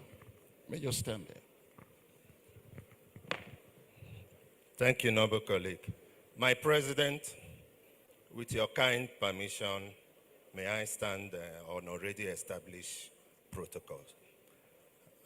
It's an honor and privilege to present the abridged profile of our guest speaker, Honorable Justice Mary Enoredia Itueli. The Honorable Justice Mary Enoredia Itueli is a passionate jurist, a judge of the High Court of Justice, Edo State, a certified professional mediator, mediation advocate, arbitrator, and ADR trainer, all rolled in one. She holds a Bachelor of Law degree and was called to the Nigerian bar 30 years ago. She also holds a master's degree in public administration from the University of Benin. She started her professional career in the oil and gas sector, where she worked post-graduation for 6 years in Dubri Oil Company as a legal / community relation officer. She was appointed in the lower bench of Edo State Judiciary in year 2000. Having served diligently for 20 years, she was elevated to the higher bench in 2021. In her quest to improve and add value to the justice system in Edo State, she explored the dynamics of effective justice delivery system through alternative dispute resolution. In year 2017, she was appointed the Pioneer Director of Edo State Multi-Door Courthouse, a position she held for 4 solid years and laid the foundation of what is existing today. She has served as the chairman of Edo State branch of the Institute of Chartered Mediators and Conciliators, Secretary, Nigeria Institute of Chartered Arbitrators, Edo State branch. I know many of the members are here today to support her. She is a member of the Attorney Mediators Association, Standing Conference of Mediation Advocates, International Federation of Women Lawyers Nigeria, African Forum for Restorative Justice. She advocates strongly the power of integrity and truth and the peace that can be found therein. Her presentation today will be anchored on the theme of this conference, the $1 trillion GDP and all the rest. But this cannot be done without the role of effective and fast, quick dispensation of justice. Noble colleagues, join me in welcoming my Lord. Thank you. Thank you, Mr. Kwaleke. Distinguished ladies and gentlemen, I'm extremely delighted to be here. And I bring you warm greetings from the Nigerian Institute of Chartered Arbitrators, under whose auspices I'm here today. Some of our members are here. I'm here today to talk about exploring the nexus, arbitration and ADR as a vital part to sustainable wealth creation and GDP growth in a volatile economy. In today's rapidly changing world economy, volatility has become a constant companion for businesses worldwide. from unpredictable market fluctuations to geopolitical tensions and unexpected global crises. The environment in which businesses operate is fraught with uncertainties. These challenges, no doubt, highlight the critical need for adaptive strategies to thrive and amid such instability. We know that disputes are inherent aspects of commercial transactions arising from diverse factors, such as contractual disagreements, regulatory issues, and unforeseen events. However, the manner in which these disputes are resolved can significantly impact a business's ability to maintain stability and foster growth. That's why we're here today, for me to tell you about ADRO and the enduring benefits. Stakeholders and research indicate that the timelines and effectiveness of dispute resolution methods are crucial factors attracting investments to the economy. This suggests that there is a link between swift and cost-effective dispute resolution and economic growth. Today, we all gather here to explore the role of arbitration and alternative dispute resolution as catalysts for sustainable wealth creation and GDP growth in volatile economic environments by examining the effectiveness of arbitration and ADR in efficiently resolving disputes, in mitigating risk, and promoting economic stability. In this paper, we aim to uncover their potential to drive prosperity and foster resilience in today's dynamic economic environment, as the federal government ambitiously targets the achievement of $1 trillion GDP milestone over the next few years. Now, let me talk to you about ADR. ADR is a term descriptive of an assortment of techniques for resolving disputes without resort to court for litigation. ADR encompasses a range of mechanisms which involved third-party intervention designed to assist the resolution of disputes. ADR methods are flexible and they provide collaborative approaches to dispute resolution. And these methods include mediation, negotiation, conciliation, expert determination, early neutral evaluation, adjudication, and some other hybrid processes such as mediative conciliation. We have ABMED, arbitration and mediation, and mediation and arbitration. The outcomes of these ADR methods are non-binding but voluntarily accepted or negotiated solutions to their disputes. They are like contracts where parties agree. But they become binding when they are adopted as consent judgments of court and become enforceable as... These agreements become binding when they are adopted as consent judgments of court, and they are enforceable as any regular judgment in a regular court. Arbitration, on the other hand, involves the submission of a dispute to one or more impartial third parties known as arbitrators, who render a binding decision known as an award. So an arbitral award is at par with a judgment of court and are generally not appealable. The principles underlying arbitration and ADR revolve around autonomy, neutrality, confidentiality, and efficiency. Parties generally retain control over the resolution process. They select the arbitrators or mediators with expertise in the subject matter. Neutrality ensures impartiality in decision-making, while confidentiality safeguards sensitive information. Moreover, the streamlined procedures of arbitration and ADR offer the benefit of efficiency in dispute resolution compared to traditional litigation. ADR and arbitration play a crucial role in resolving commercial disputes, and they offer parties an effective alternative to traditional litigation. These mechanisms are particularly well suited for complex international and business-to-business disputes, where confidentiality, expertise, efficiency are paramount. Moreover, arbitration and ADR contribute to the stability and predictability of commercial transactions by providing a reliable means of resolving disputes. Now let's go to the role of the real estate sector in sustainable development. Like many developing countries, Nigeria needs to accelerate economic growth, improve its political and judicial system. Sustainable economic growth does not automatically happen. It doesn't. Nigeria must raise itself above its current state of economic downturn.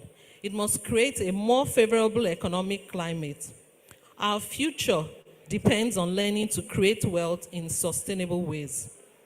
Sustainable wealth is future benefit that sustains future life. It is securing our common future. Nigeria has, however, faced serious developmental challenges. So Nigeria must diversify its economy, enhance its governance, and invest in other industries such as agriculture, manufacturing, technology, tourism, and real estate. Real estate can have a huge impact on Nigeria's urbanization. It is a sector that has the potential to lead to some advantageous development with its acclaimed high multiplier effect on the performance on other sectors of the economy. It is often said that without the real estate sector, modern life would not exist. The real estate sector is often viewed as the most advantageous long-term investment during inflationary times, like we are currently experiencing. The majority of the world's wealth is held in land assets. Land serves as the foundation for housing, construction, for agricultural cultivation, and transactions involving the buying and selling of parcels. Real estate and infrastructure are intertwined as crucial roads, telecommunication, healthcare projects are anchored on land. Let's now go to the importance of arbitration and ADR in Nigeria's economic development. Given the pivotal role of the real estate sector in contributing to the nation's economic development, its capital-intensive nature, complexity of transactions therein, and the various parties involved, it is inevitable that disputes must arise. Disputes generally represent a recognized risk in both business and investment, impacting the real estate sector, similarly to other industries. Studies have shown that poorly managed disputes within this sector, known for its susceptibility to time, cost, and uncertainty factors, can hinder the potential returns and multiplier effect on the economy.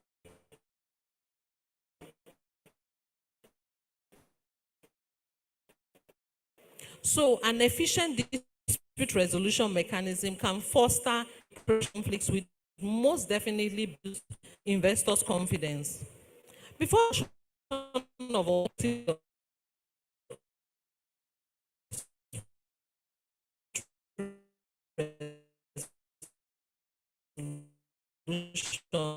litigation was the primary means of the justice for importance.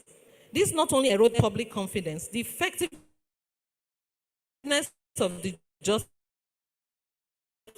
system.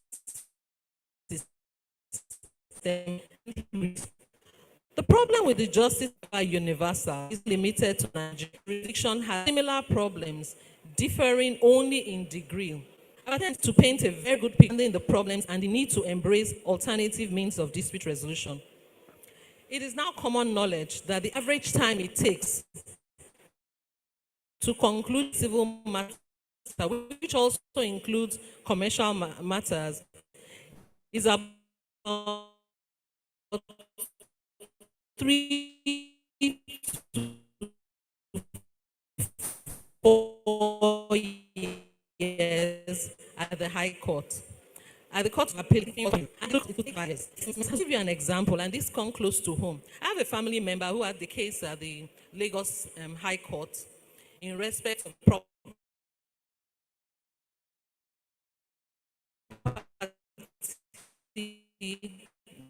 that she got through a developer.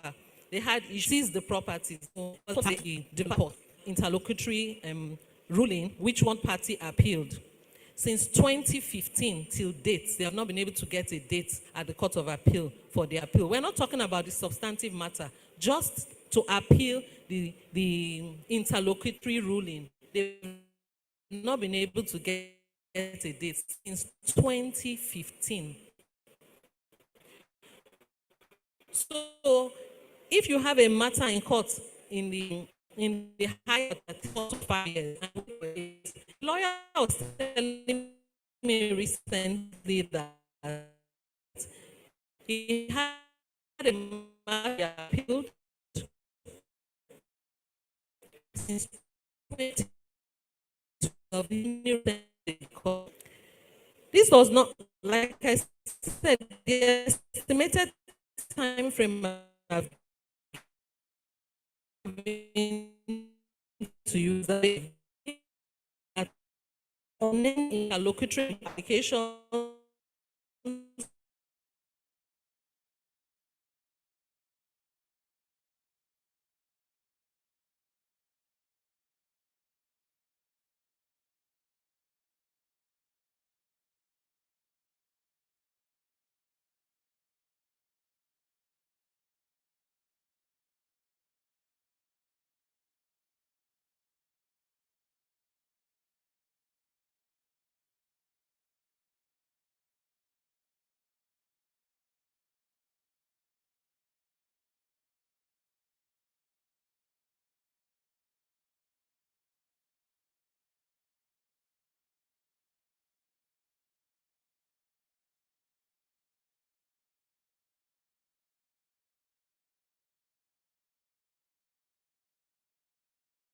encourage and sustain high levels of legal uncertainties and lengthy court proceedings pose risk to their investments.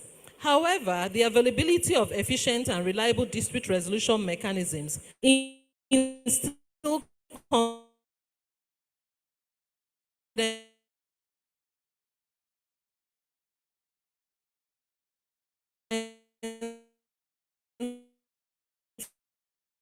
in investors, demonstrating the commitment of the government, creating a favorable investment climate that fosters economic growth. Investors and innovators are more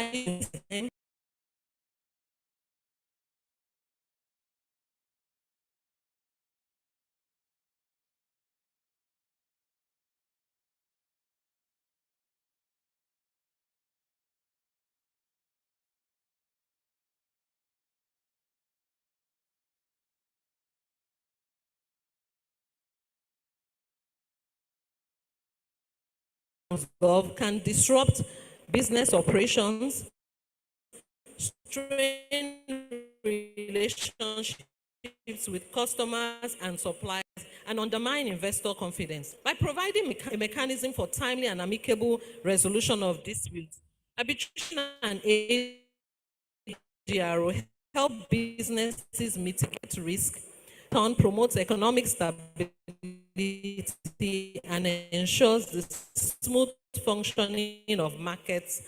For recent years, Nigeria has made significant strides establishing a robust legal framework for the settlement of commercial disputes by arbitration and ADRO. The primary legislation governing arbitration and mediation in Nigeria is the Arbitration and Mediation Act of 2023, AMA. This legislation provides a comprehensive framework for the conduct of arbitration and mediation proceedings, including, which is now the most important aspect of this law, the recognition and enforcement of foreign arbitral awards and mediated settlement agreements in accordance with the principle of reciprocity and applicable international. Two most conventions in this regard are the New York Convention of Arbitration Awards and Mediated Settlements under international conventions and national laws, further enhances the ability and effectiveness of these mechanisms in the business community. In addition to the arbitration promotes ADR mechanisms, we have in Nigeria established in many of the states the multi-dock courthouses and ADR centers. They are court-connected ADR centers, and they are in majority of the states in Nigeria. And these initiatives underscore Nigeria's commitment to providing accessible, efficient, and effective dispute resolution mechanisms for businesses and individuals alike. Cases that are pending in court, even real estate, regardless of the nature of the cases, so long as there are matters that can be resolved through ADRO. From courts are sent to these court-connected ADRO centers. In Edo State, for example, we have the multi-dock court house, and court cases that have been pending are usually sent there for resolution. In addition to the arbitration and mediation, okay, it has been argued that arbitration is private litigation. It has often been criticized as being an expensive mechanism of dispute resolution.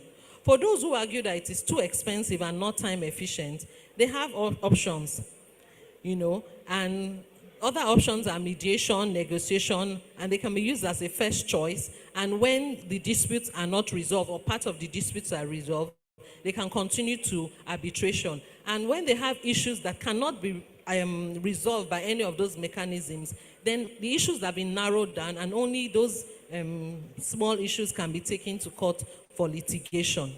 Depending on the extent of a party's claim, some issues may be resolved through other ADRO methods and the unresolved issues concluded by arbitration. And this can be proactively done by inserting in the contract dispute resolution clauses that suggest, for example, that any dispute arising from the contract or transaction shall first be resolved by mediation before commencing arbitration, and as a last resort, you can go to litigation. Mediation is cheap and promises to remain time efficient. Prior to the Arbitration and Mediation Act, mediation had been used in resolving commercial and investment disputes. Various multi-dock court houses, they usually adopt settlement agreements arising from resolution of disputes from these centers as consent judgments, which are enforceable as regular court judgments. The Singapore Convention on Mediation is a multilateral treaty which offers a uniform framework for the enforcement of international settlement agreements resulting from mediation across borders in all countries that have ratified it. Businesses will benefit from mediation as an additional dispute resolution option to litigation and arbitration in settling cross-border disputes. Nigeria, being one of the countries that have signed the treaty, further enhances its attractiveness to foreign investors, thus benefiting significantly in this regard. It is expedient at this point to make a brief incursion into some cases of resolving disputes in Nigeria through arbitration and ADR. In my paper, I listed a lot of cases, but I want to talk about one which was very significant for me because it happened while I was still the director of multi-dock court. It was a dispute involving two families over a parcel of land on which a telecommunications mast was built. The parties agreed to resort to ADR at the Edo State Multi-Dock Court for the resolution of their dispute. While one party insisted that the land belonged to their family, the other party insisted that they had a Supreme Court judgment which they obtained sometime in the 70s over a large expanse of land. So they held on to that Supreme Court judgment as proof of ownership of the land. And because it was an old case, the grandchildren now were the ones trying to ensure that everyone who built within the area that they thought was subject of the judgment kept going to those families and people to ratify their contracts. And this particular family refused and decided that they were going to challenge it. The matter was taken to the multi-dock court, and having looked at it, we decided to use a hybrid process. We used expert determination and mediative conciliation as the ADR mechanism. The parties signed a mediative conciliation agreement where they agreed that the result that the Edo State Geographic Information Service, Edo GIS, would pinpoint the exact location of the land to determine the owner of the land. And so they submitted their survey plans. With their survey plans, we wrote to GIS, and GIS, after conducting the survey, the report from the GIS, both parties had agreed that they were going to accept whatever result was going to come from GIS. The result from GIS indicated that the land was outside the area that the Supreme Court judgment was for. So that effectively resolved that issue. This case, and we've used the Edo State GIS for resolution of several of such matters. We usually write to the Commissioner Islam. This exemplifies the dynamic nature of ADR. One of the key aspects of this type of resolution is that the parties within a short time worked together to reach a collaborative resolution unique to their disputes, which they would not have achieved in a traditional court. I have another example, although this has nothing to do with ADR. It just shows that sometimes, even as judges, we also look at cases and determine that instead of allowing these matters to remain in court for a long time, why don't you explore ADR? I recall a case where the ownership of a Bedford lorry was in dispute. The matter spanned 9 years, gone from one judge to another. After 9 years, they went on appeal. It was at the Court of Appeal for 6 years. From the Court of Appeal, they went to the Supreme Court. I don't even know now whether the matter has been resolved at the Supreme Court. But the point to be made is that at the end of the day, after 15 years, that Bedford lorry is obsolete. It's obsolete. Whatever decision the Supreme Court gives, it's not going to help any of the parties. That matter would have been better resolved if both parties had simply gone. There's even a simple one. A land matter had been in court for 14 years. It was one of the first court-referred matters to the Edo State Multi-Dock Court. At the end of the day, we had to use a process where we got a surveyor from the Ministry of Justice, not by the parties, but the Multi-Dock Court got a surveyor because they had been in court. You know how lawyers, we file matters and amplify it and make it look like it's a very serious issue. After 14 years and they resorted to ADR, it turned out that the dispute was only in respect of, the portion of land was only 50 by 100, and they had been in court for 14 years. In 4 sittings, the matter was resolved. In fact, they got so frustrated, they decided that they were going to share the land into 2, the 50 by 100, and go their separate ways. That just, shows you the dynamics of ADR. It is important to use appropriate dispute resolution mechanisms in resolution of disputes. So each mechanism is designed for its strength. I'm not here to say that ADR is better than litigation. No, ADR is not superior to litigation. Litigation is not superior to ADR. All of them are appropriate dispute resolution mechanisms. Litigation should focus its strength on its rightful constitutional role, which are hearing constitutional matters, human rights matters, criminal cases, interpretation of instruments. These matters are the type of disputes that only litigation can appropriately address. So when all the matters go into the right places, the court is going to resolve the issue of congestion in courts. So the matters that are suitable for litigation will remain in court. Those that can go to ADR should go to ADR. The government and stakeholders play a crucial role in promoting arbitration and ADR in Nigeria. Government can provide policy support and incentives to encourage the use of arbitration and ADR as preferred methods of dispute resolution in commercial transactions. Now, there are several challenges facing arbitration and ADR in Nigeria. Despite the significant progress made in establishing a robust legal framework for arbitration and ADR in Nigeria, several challenges persist, and they include limited awareness and understanding. Quite a number of people do not understand what ADR is. They are more comfortable with litigation, which is what they know. So many businesses and individuals remain unaware of the enduring benefits of arbitration and ADR, or lack a clear understanding of how these mechanisms work.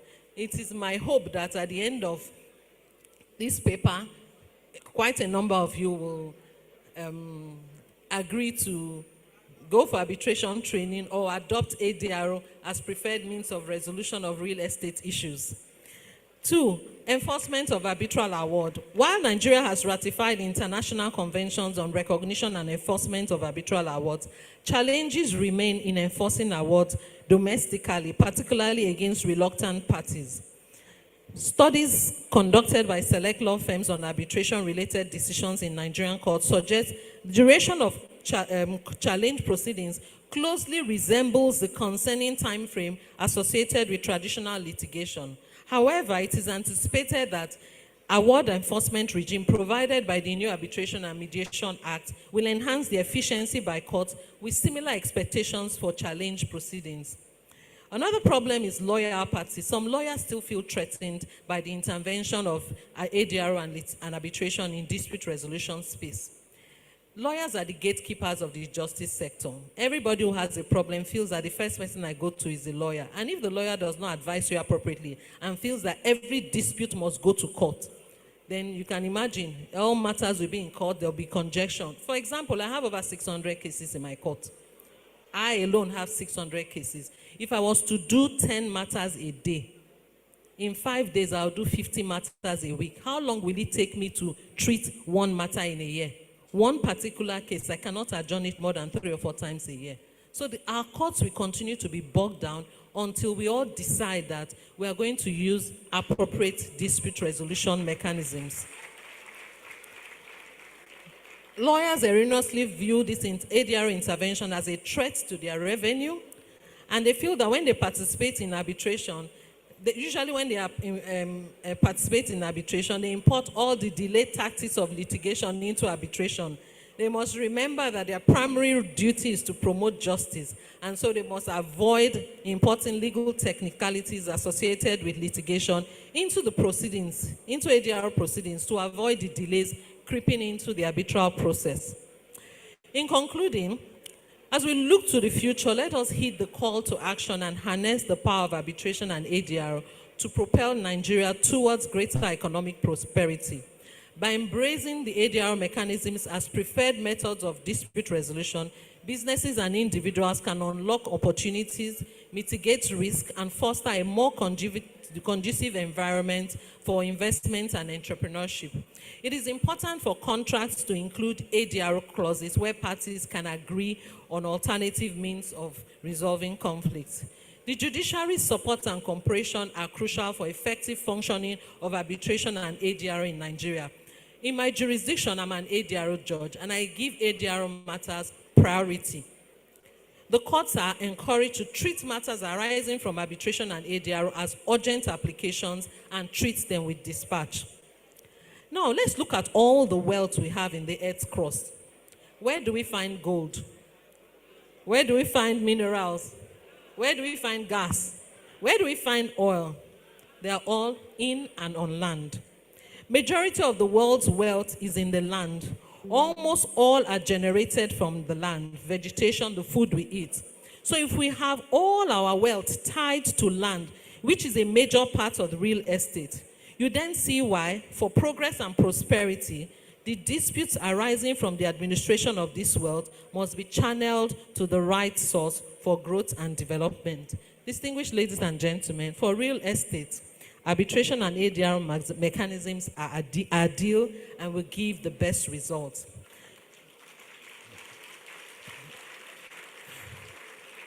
In closing, let us envision a future where arbitration and ADR will serve as cornerstones of Nigeria's legal system, promoting fairness, efficiency, and transparency in dispute resolution. By strengthening our legal and institutional framework, investing in capacity building, and fostering collaboration among stakeholders, we can build a more resilient and prosperous Nigeria where the rule of law reigns supreme and economic opportunities abound for all. I thank you, gentlemen, for your kind attention, and let us continue our journey towards a bright economic future.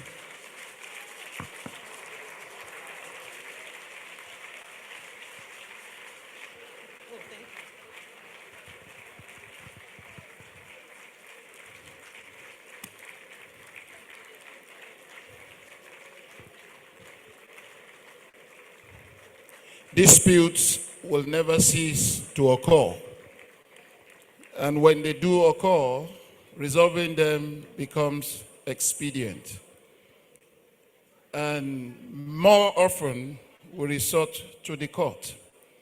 Now, when the court stands before you to say alternative means of resolving dispute are better, then truly ADR is an option. Let's appreciate the erudite judge that has just delivered a wonderful ADR presentation. And I say on her behalf, let the court breathe. When you embrace ADR, you will give them respite. Thank you. I hope the wives of the Edo branch estate surveyors and valuers are ready, because we'll be bringing you up stage for your presentation about now. Now, we're done with all the presentations.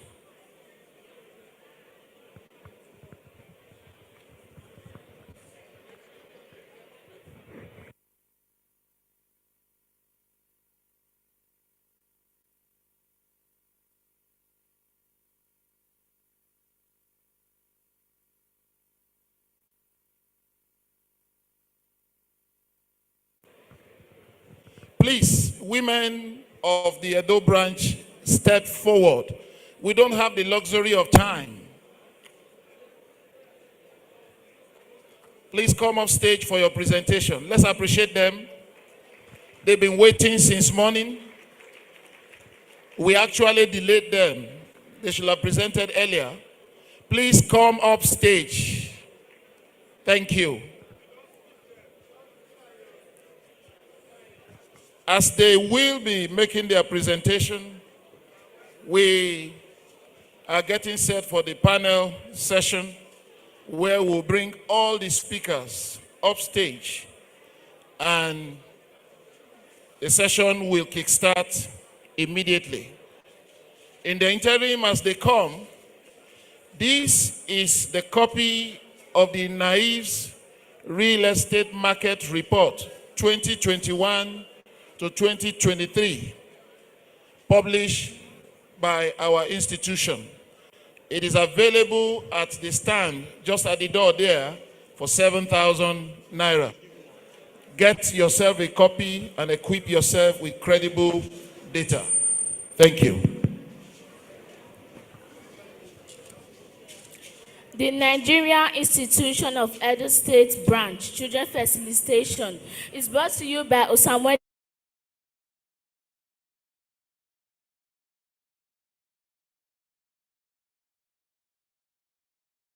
Adelia Uwagwe of Essence of Yours and Valuers, Edo State, and invited guests to the 54th Annual Conference and AGM holding at Cartelia Event Center in the city of Benin. Igodo Migodo, Edo Nobaye, Edo Isiagbon. Magetwe Amonoba Nedo, Uku Akbolokbolo, Ekwa Bonolo, Oviada Ovieben, Ovieware Ogidigan, Viekme Nowa, Ovioba Erediawa, no Diawa Utome, no Utete Nogesoma, Magetwe Erima, His Excellency Godinora Obaseki, Governor of Edo State, Magetwe Oka Olotun, Essence of Yours and Valuers, John Boo, Osarume Amayevo, President Chairman of the Council, NIESV, Magetwe Essence of Yours and Valuers, Victor Alonge, First Vice President, NIESV, Magetwe Essence of Yours and Valuers, Malam Baturi, Ali Mohammed, Second Vice President, NIESV, Magetwe Essence of Yours and Valuers, Austin Agbekam, Chairman NIESV Edo State Branch, all board trustees and council members, all royal fathers, all invited guests from outside and inside Nigeria. We wish you a memorable and delightful conference. Once again, we are Bokian. We're safe. Hello. Greatest NIESV. I cannot hear you. Greatest NIESV. Greatest as virus. Greatest as virus. Greatest as virus. Hello, everybody. How do you do? This is the way that we do our things. We are Edo State Surveyors Wives. Welcome you all to Edo State in a unique way. Hello. Say what now? Edo Nuzomo. Imade, manivies vawas. Imabuwade o venuki were imade o. Imade, Manivies vawas. Imabuwade o venuki were. Imade o manivies vawas. Imabuwade o venuki were imade o. Imade, manivies vawas. Imabuwade o venuki were. Gimarena o manivies vawas. Imabuwade o venuki were imade o. Imade, manivies vawas. Imabuwade o venuki were. Imabuwarene venuki were imabuwarene o. Venuki were. Imabuwarene venuki were.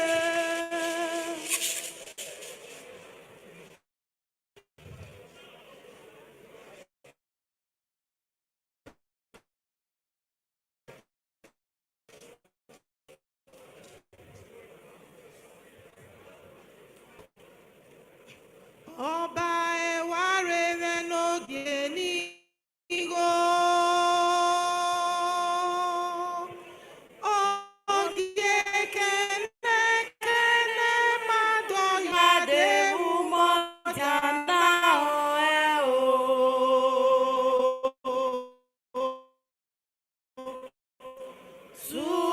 Sugatọ gbege.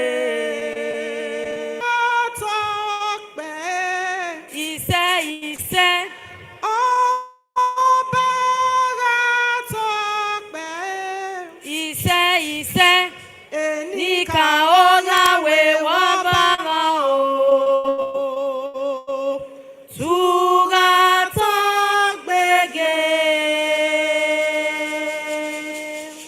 Ọba Gatọpẹ́. Iṣẹ́. Ọba Gatọpẹ́.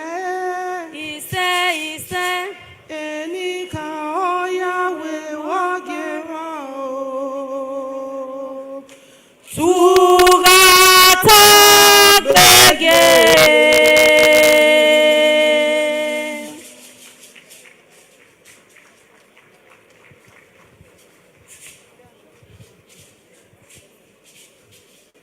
Essence obvious lotagbon imatuwaya. Lẹ́ni Jésù n'oge imatuwaya.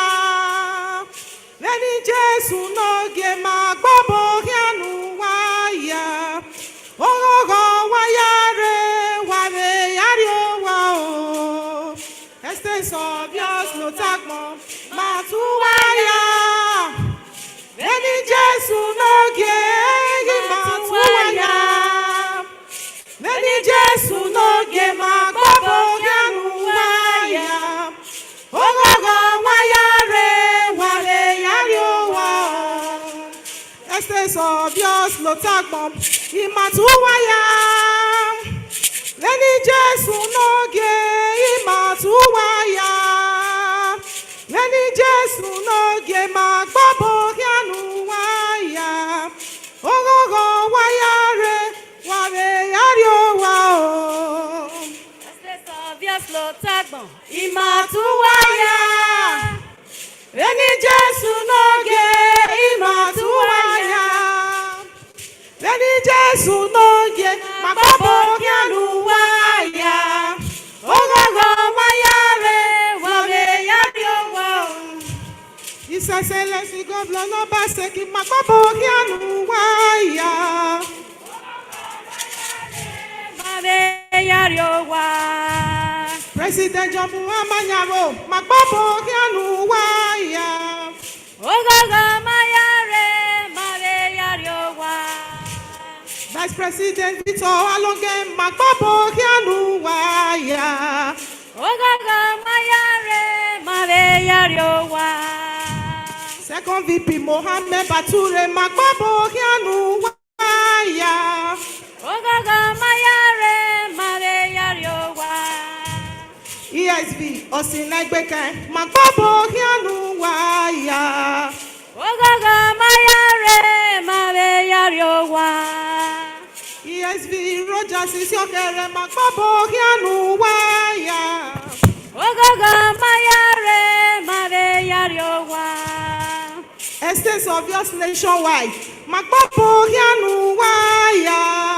Ogaga mayare mare yariowa. Esvawas nationwide Magbabo Hianu Waya. Ogaga mayare mare yariowa. Estates of yours Lotagbo Imatuwaya. Neni Jesu noge Imatuwaya. Neni Jesu noge Magbabo Hianu Waya. Ogogo wayare ware yariowa. Estates of Yes, Lord Tagbo Imatuwaya. Veni Jesu noge Imatuwaya. Veni Jesu noge Magbabo Hianu Waya. Ogaga mayare mare yariowa. Hello, once again. This beautiful song we are going to render is for us Another to one. appreciate our husbands. Are handsome, trustworthy, and eloquent in everything. And we the wives, we have stood here today to say we are going to appreciate them. We are going to praise them. We are going to support them in all ramifications. And also, our husbands will also appreciate us in announcing our wealth in, you know what I mean. Thank you. Ewa ni yawa lo ewa. Ewa ni yawa o ewa. Meyi ya ewa no mame. So pe na is no do me. Ewa o. Ewa o. Ewa ni yawa o ewa. Ewa ni yawa o ewa. Ewa. Meyi ya ewa no mame. Ewa. So pe na is no do me. Ewa. Ewa o. Ewa. Tinya, tinya mana is tinya. Unigimo eninanya tinya. Tinya manole tinya. Unigimo eninayo. Tinya, tinya madome tiyo. Unigimo eninayo. Tiyo, tiyo madome tiyo. Unigimo eninayo. Tinya, tinya madome tiyo. Unigimo eninayo tiyo. Wagimo yamadome tiyo. Unigimo eninayo. Calm down. No. Let's go ahead and appreciate Unigimo them. eninayo tiyo. Wagimo yamadome tiyo. Unigimo eninayo tiyo. Wagimo yamadome tiyo. Unigimo eninayo. Let's appreciate them. Wagimo yamadome tiyo. Let's appreciate them. Let's appreciate them. Unigimo eninanya tinya. Wakumenya madome tinya. Unigimo eninayo. Unigimo eninanya tinya. Wakumenya madome tinya. Very much. Unigimo eninanya Our tinya. wonderful wives from the Edo State branch. Unigimo eninayo. Thank you. Wakumenya you. madome. Thank you. Unigimo eninanya. Thank you. Unigimo eninayo. Thank you. Unigimo eninayo tiyo. Wagimo yamadome tiyo. Unigimo eninanya. Unigimo eninayo tiyo.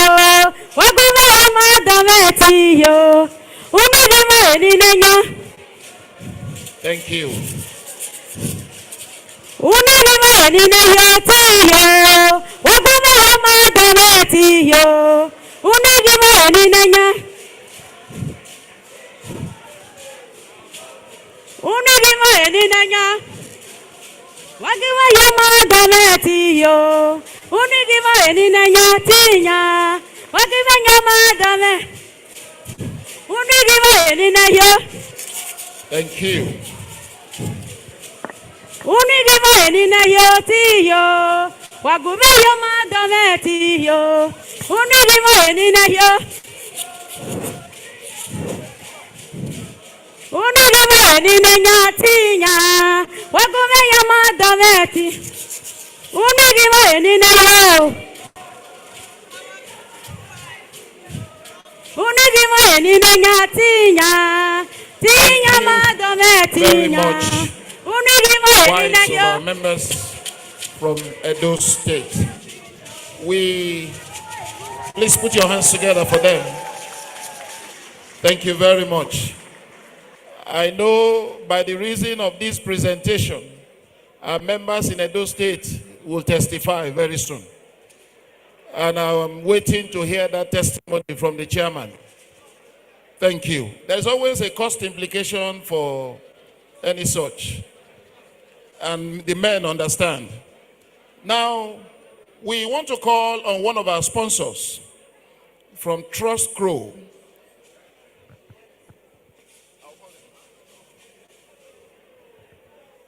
Who will be making a presentation on something that will appeal to us as surveyor.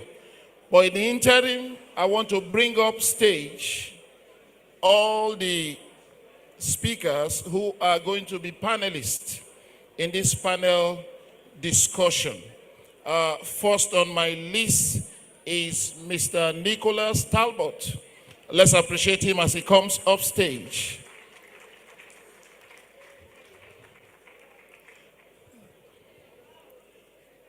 And to sit next to him will be Dr. Rabiu Olowo. Let's appreciate him as he comes up stage.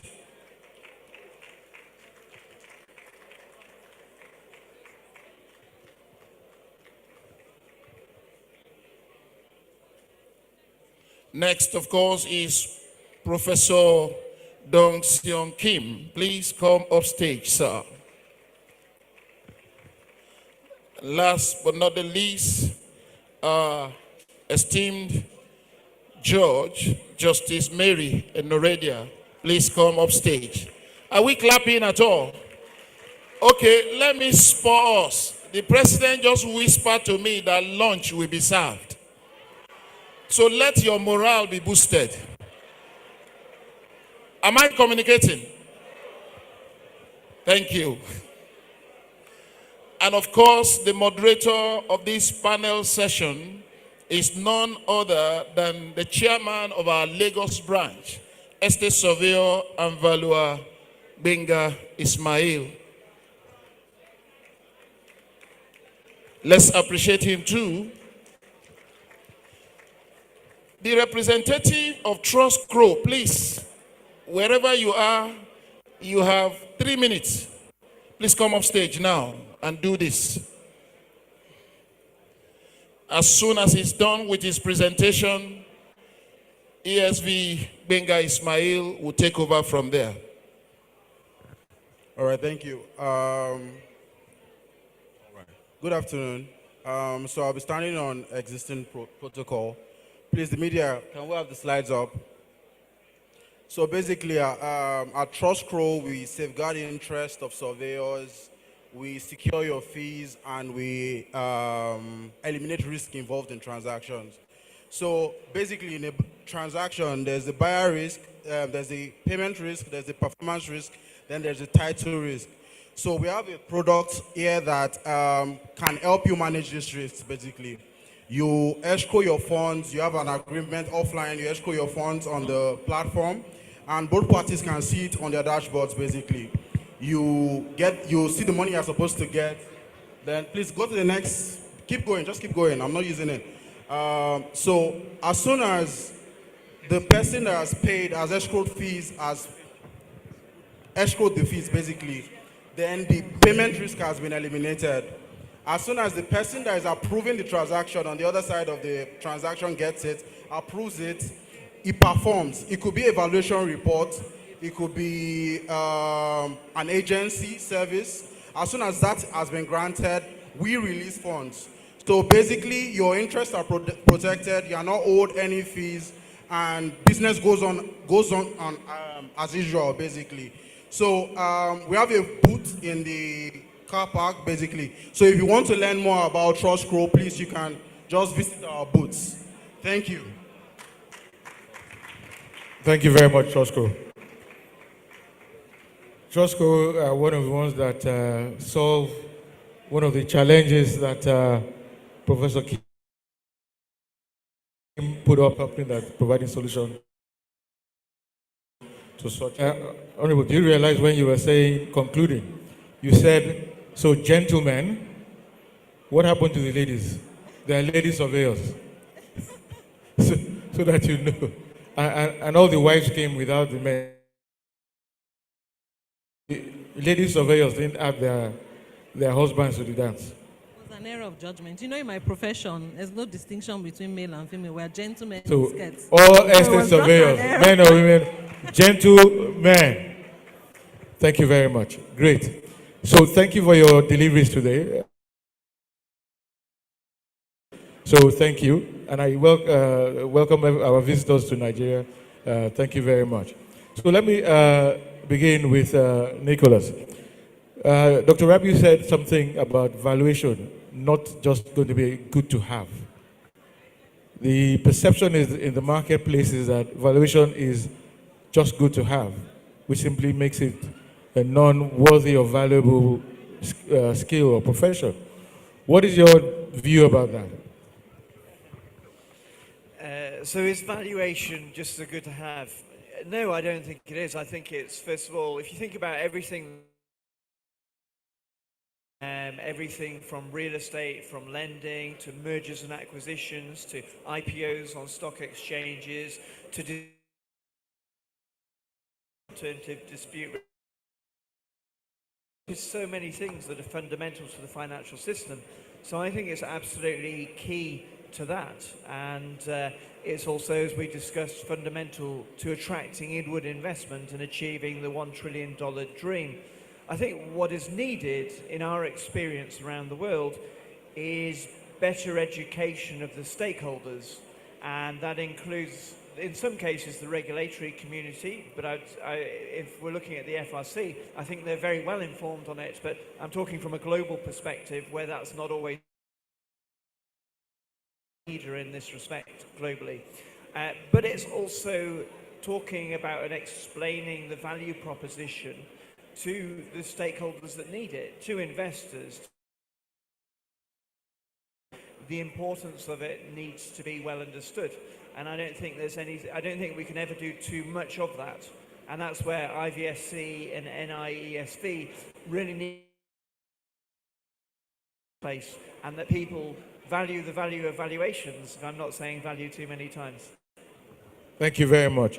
Now we're going to take 4 questions from the audience. So kindly specify by raising your hands, and let us, the mic will be sent. One hand, I can see one hand. Let me look this way. Any other hand? I can see one hand up. I can see one at the back first. I can spy one hand at the back there. So I'm going to stop at that point. I haven't seen any female raise a hand up, so I'm going to hold on till we get somebody in that gender that is ready. So 1, 2, 3. Can you identify yourself? Well, aha, so we have 4. So please kindly just all line up here. If you let's all line up here so we can use the speaker properly. One after each other, then the mics will be given to you. Thank you very much. Is there a mic in that area? Right. So you can stay there. Thank you.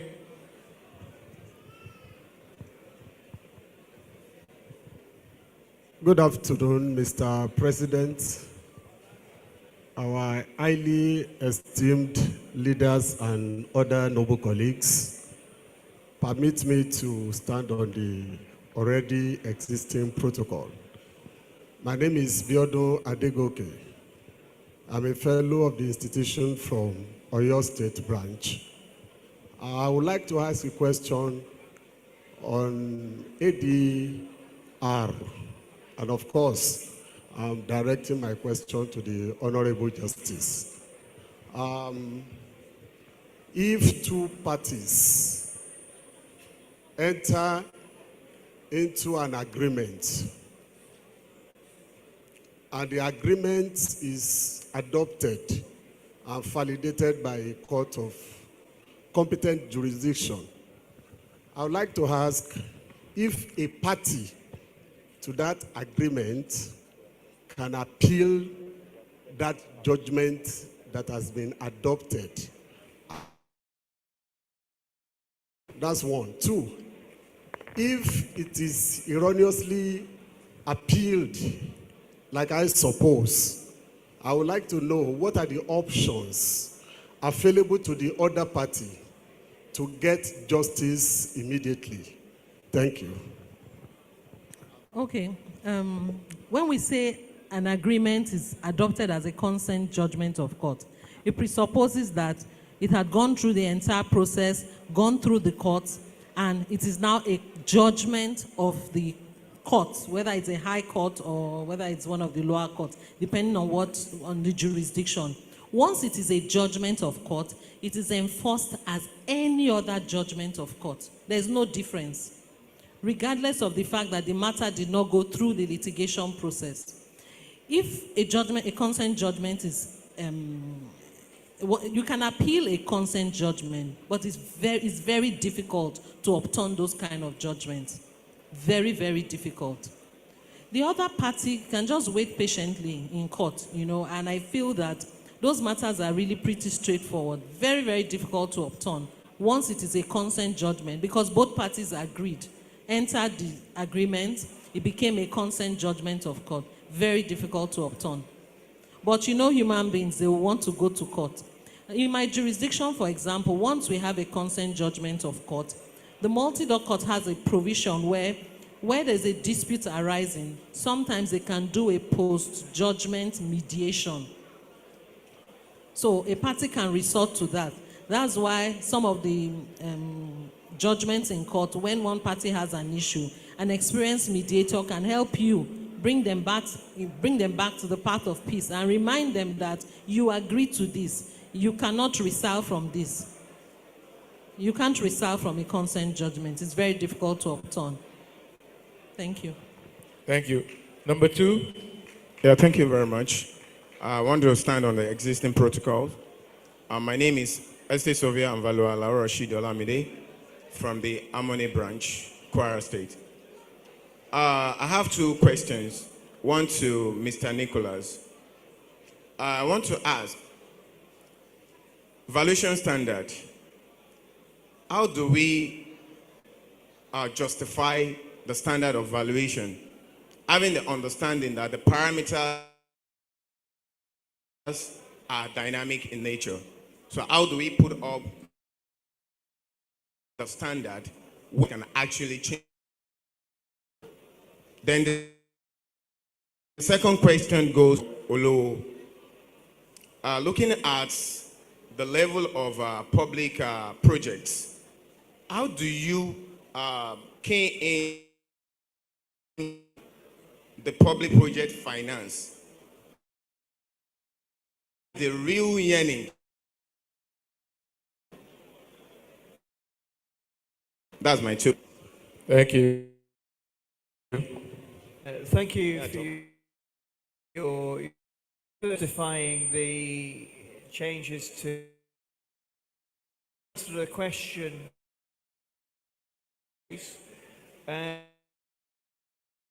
Would be, if you need, say, brain surgery, from a professional, would you choose to go with someone that is using brain surgery ago, or would you choose to go with someone that's using brain surgery standards of today? I know which one I would choose, and I think that whilst it's obviously less extreme from an investor perspective, do you want to go with the most up-to-date modern standards that have changed and evolved with the ways that economies have changed and evolved? Or do you want to rely on something that is potentially now flawed because of changes in the economy and society from the past? Thank you. Thank you. So, Dr. Lo, there was a question he asked there about the public finance. How do we use appraisal for public finance? What I want to add is that for FRC, do you also look at the public aspect and also the private? So, absolutely. Thank you very much for that question. I think let me start from where you came in. So for the Financial Reporting Council, our scope of oversight covers both private and public sectors. All public interest entities, be it private companies or government business entities or agencies or ministries or departments, it covers all. Now, coming to the issue of public finance and projects, if you look at the entire value chain, you see that the biggest pains that we have in the economy today is still from government, essentially. So that has a lot of commanding power in terms of what happens across the value chain. So appraisal of all these public spends is absolutely important in the subject that we discuss here today, and that really, really, really is the mainstay of what our oversight will also cover. So that's it. Thank you.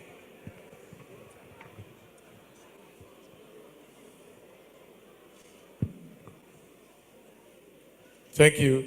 The quick last one. Madam, we'll take you. Thank you. Standing on the Take this to. standing on the Why don't you cut it established down? protocol. Okay. My All right. name- So we need to cut it off at this point. Time seems to be going. Thank you very much, panelists. Thank you very much for that. We'll bring this to an end. And is there anything else? You're closing the meeting now, okay? Yeah. All right. Thank you very much. Thank you very much, our panelists. Let's applaud them. Let's appreciate them. Thank you very much, every one of you. We appreciate you for the job God has used you to do here. Thank you. Ladies and gentlemen, distinguished delegates, for some very, very extraneous reasons, after the picture session, we're bringing this plenary session to an end. And that marks the end of this meeting.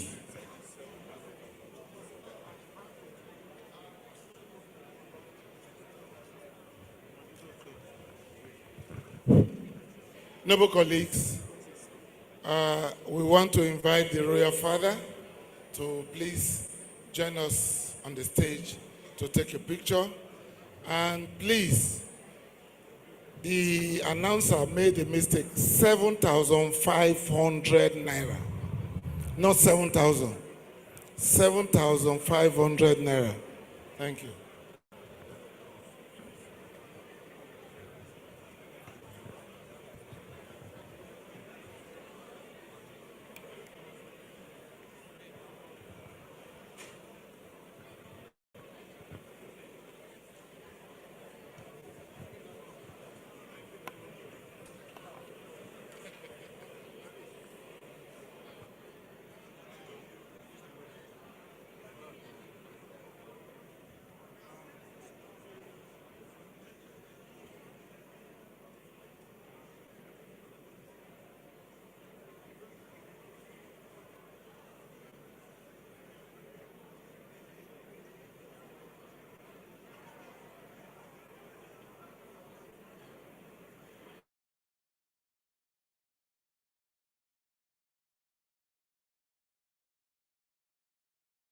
Session is hereby closed. Vote of thanks, please. Before we close the session, just for 2 seconds. Let me use the opportunity to thank every one of us. Most importantly, the special guests, His Majesty, the Olota of Ota, Oba Kabiru, Abdul Kabir Obalanlege. Thank you so much, Kabiyesi. He's been here since morning, and this is 4 o'clock. He's been patient. Kabiyesi, thank you so much, sir. Thank you so much. And for your information, Kabiyesi is here till Sunday. So he's actually given us the whole of this week. Can we have a round of applause for Kabiyesi, please? Kabiyesi. And I also want to thank Kabiyesi's guests also, the Seriki of Otaland. Baba, thank you so much. And one thing I want to tell you is wherever you see Kabiyesi and you have not seen Seriki, then it's not Kabiyesi you have seen. So it's like Kabiyesi's twin brother. Please, can we give him a round of applause? Thank you, Seriki. Thank you so much, sir. And I also thank my Lord. Thank you so much, man. We appreciate you and we thank you so much. Nick, I want to thank you for your beautiful presentation. God bless you. And all our guests, all our presenters, we thank you. We hope to see you at the banquet in the evening, and we appreciate you even better. I want to thank our past presidents, the chairman of the board, and all our guests. I will not forget our super regulator, Mr. Rabi Olowo. Thank you so much, sir. And we are really gladdened that we have this vibrancy from the Financial Reporting Council. There is a lot we can achieve together. And as you are making promises to us to support us, we are also assuring you that we will support your regime. We will work towards your success, and you will be the best executive secretary that institution has ever had. We promise you we will do that. Thank you so much. And at this note, on behalf of the president, I want to wish all of us a relaxing short break before we come back. Thank you so much. God bless you.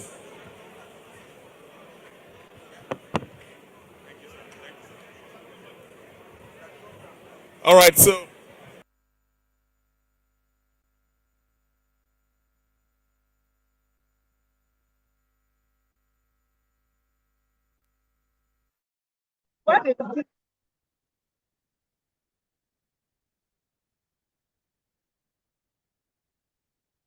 They don't